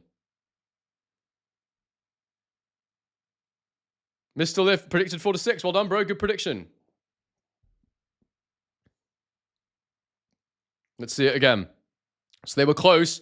Yeah, he was just walking forward there, Franklin. And I did actually point that out before the fight. I said that something I noticed that he does is that he leans forward sometimes when he's trying to close the gap on you. And AJ had hit him with uppercuts. And that was the exact shot that Itauma landed there. Beautiful. So, and I was right for the knockdown as well. So basically, I'm very pleased with how I called this. I didn't quite get the prediction right. But yeah, I'd pointed out that the uppercut would be on. So beautiful. Beautiful finish. Outstanding, guys. Wow. So he's pouring forward. He's leaning forward. The uppercut comes in. It's a beautiful, powerful, fast shot. And then a lead right hook. Fantastic. Yeah, Ryan, I can definitely get a good read on Itauma here. I think the one thing I'll say about this that I would like to talk about in the reaction video that we'll do is the gas tank. We need to have a chat about it. Guys, I'll definitely see you all for the reaction video, UK time in the morning. But we'll stick around for now. We're going to talk about this a bit more. This is fantastic. Guys, while I've got lots of you here, don't forget, I'm trying to go to Japan to make a documentary about Japanese boxing, the Inoue Nakatani, the super fight. If you'd like to contribute to it, please click the link in the description or the pinned comment and donate. It would be very much appreciated. And like and subscribe if you're new on the channel. Fantastic. What a knockout. Daniel Dubois had absolutely zero reaction to the knockout. Very funny.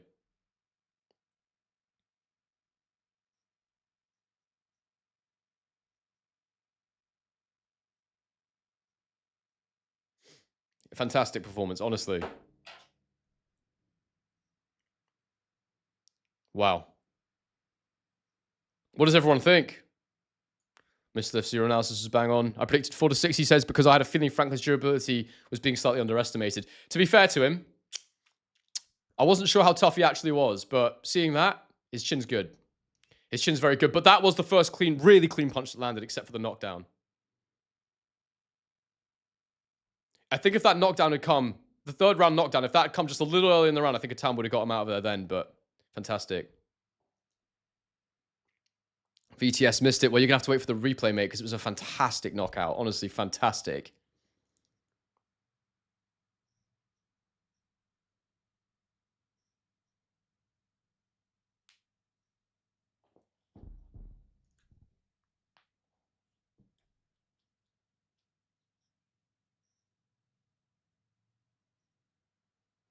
David Gold says, I was wrong. Itauma is the truth. Well, it's very big of you, David, to be able to admit that.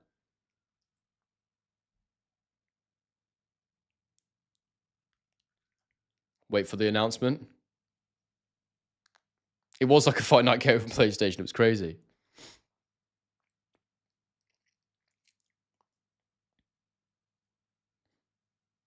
$202. Itauma did not disappoint unlike the US national team. I'm sorry, bro. You guys just need to be better at football. Fantastic. 99 Satman, thank you for the super, bro. Sorry I missed the stream. Best uppercut I've seen. It's a very nice uppercut, that's for sure.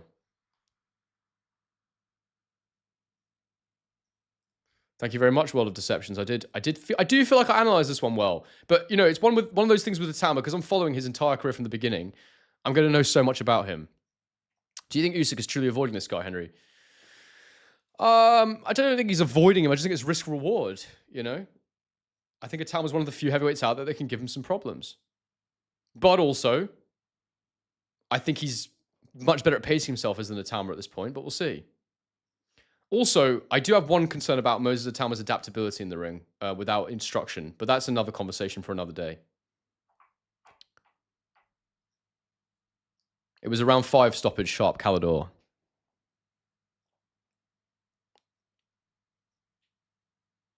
Franklin's left the ring, mate, so he won't be saying anything. No speech.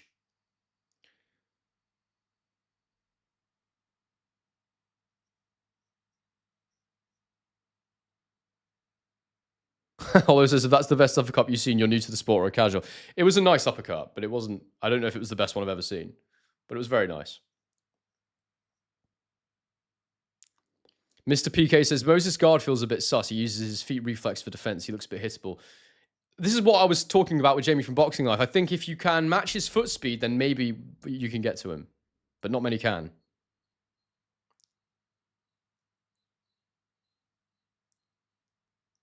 Moses being interviewed. Let's just see what he has to say, and I'll relay the messages to you.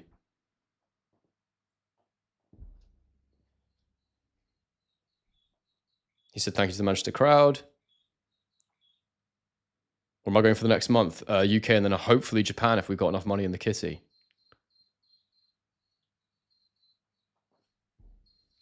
To pay for the production.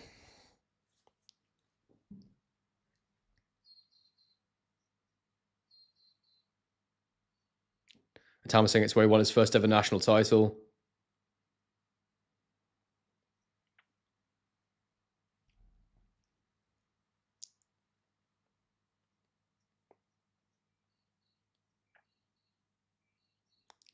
Who just basically said that he's pleased that he knocked him out when other British heavyweights haven't been able to do it.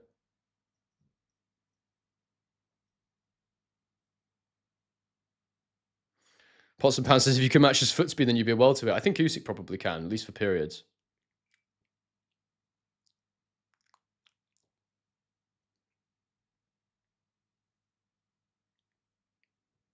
What am I doing in the UK? Bit of a sad time, mate. I've got to go back for a funeral, so...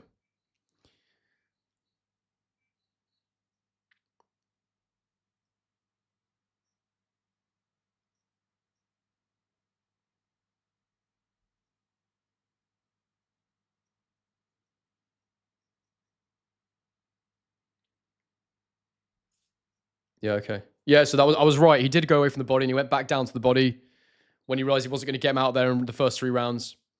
But he did go away from the body, and he should have done that because it was making it too easy for Franklin to cover up. But it's just lesson learned, really. Ben Daly wants to Itauma Zhang next. Where am I moving to? I'm not moving anywhere, mate. I'm staying in Australia. I'm just moving house just nearby. Moving with my partner.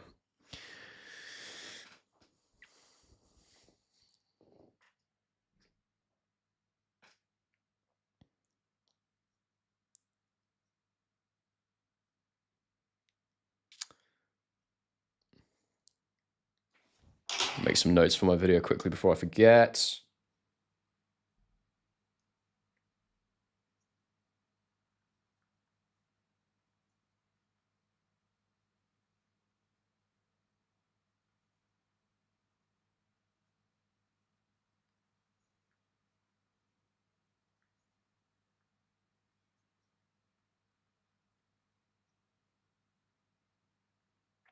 Cool. Interesting stuff. Oh, thank you so much, Daz Piers, for the donation. Oh, no, wait, hang on. That was earlier. Sorry, I was looking at the wrong screen. Yeah. Guys, before you go, if anyone wants to donate to the documentary, please do consider it. Link in the pinned comment and the description. And the QR code can be used as well if you're on your laptop or something and you want to scan it with your phone. I'm just waiting to hear the next plan. Here we go. They're talking about Usyk and Wardley. Talking about Wardley Dubois.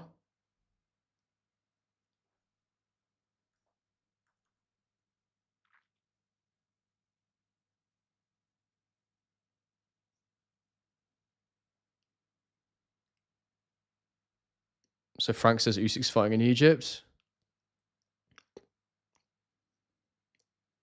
After that, Frank thinks he should be defending against Kabayel. And if he doesn't do it, then he'll get stripped. Okay.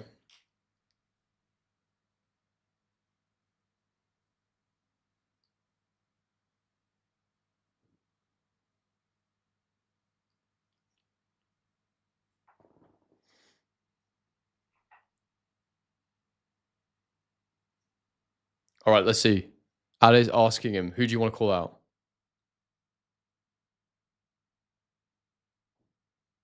Oh, he said he wanted Hrgovic. Interesting. But he said he's boxing Dave Allen. He said, if I'm being completely honest, I wanted Hrgovic.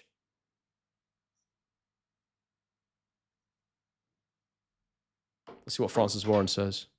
Oh, no, it's not Francis Warren. It's Francis someone else. Maybe Mick Francis.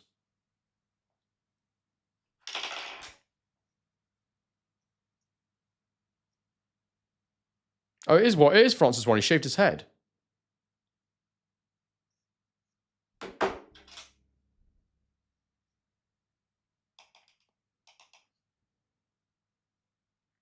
All right. I think I've heard enough. Guys, before I go, do consider getting DAZN. It's incredible right now. So many good pay-per-views coming up. The DAZN Ultimate package gets you everything. They've got every promoter in the world right now, basically, except for Zuffa and PBC. But everything else, they've got everything. It's fantastic. Massive heavyweight fights coming up. Any big fights that get made this year, they're more than likely to be on DAZN, so I think it's worth it. So yeah, consider it. Use the link in the description to do so if you want to get it. Helps to support my channel as well. The link for the Japanese boxing documentary is also available there. It's in the pinned comment. Trying to raise enough money to do it. We're not a million miles off, but we're going to keep pushing for the next couple of weeks and hopefully get there. We've raised a good amount of money so far. I really appreciate everyone who's donated. Just going to hear the end of Moses' interview here. Yeah, that was it. Okay, fine. So he wanted Hrgovic. Interesting. So he is obviously aiming for big fights and fights that will continue to push him on to the top of the top 10.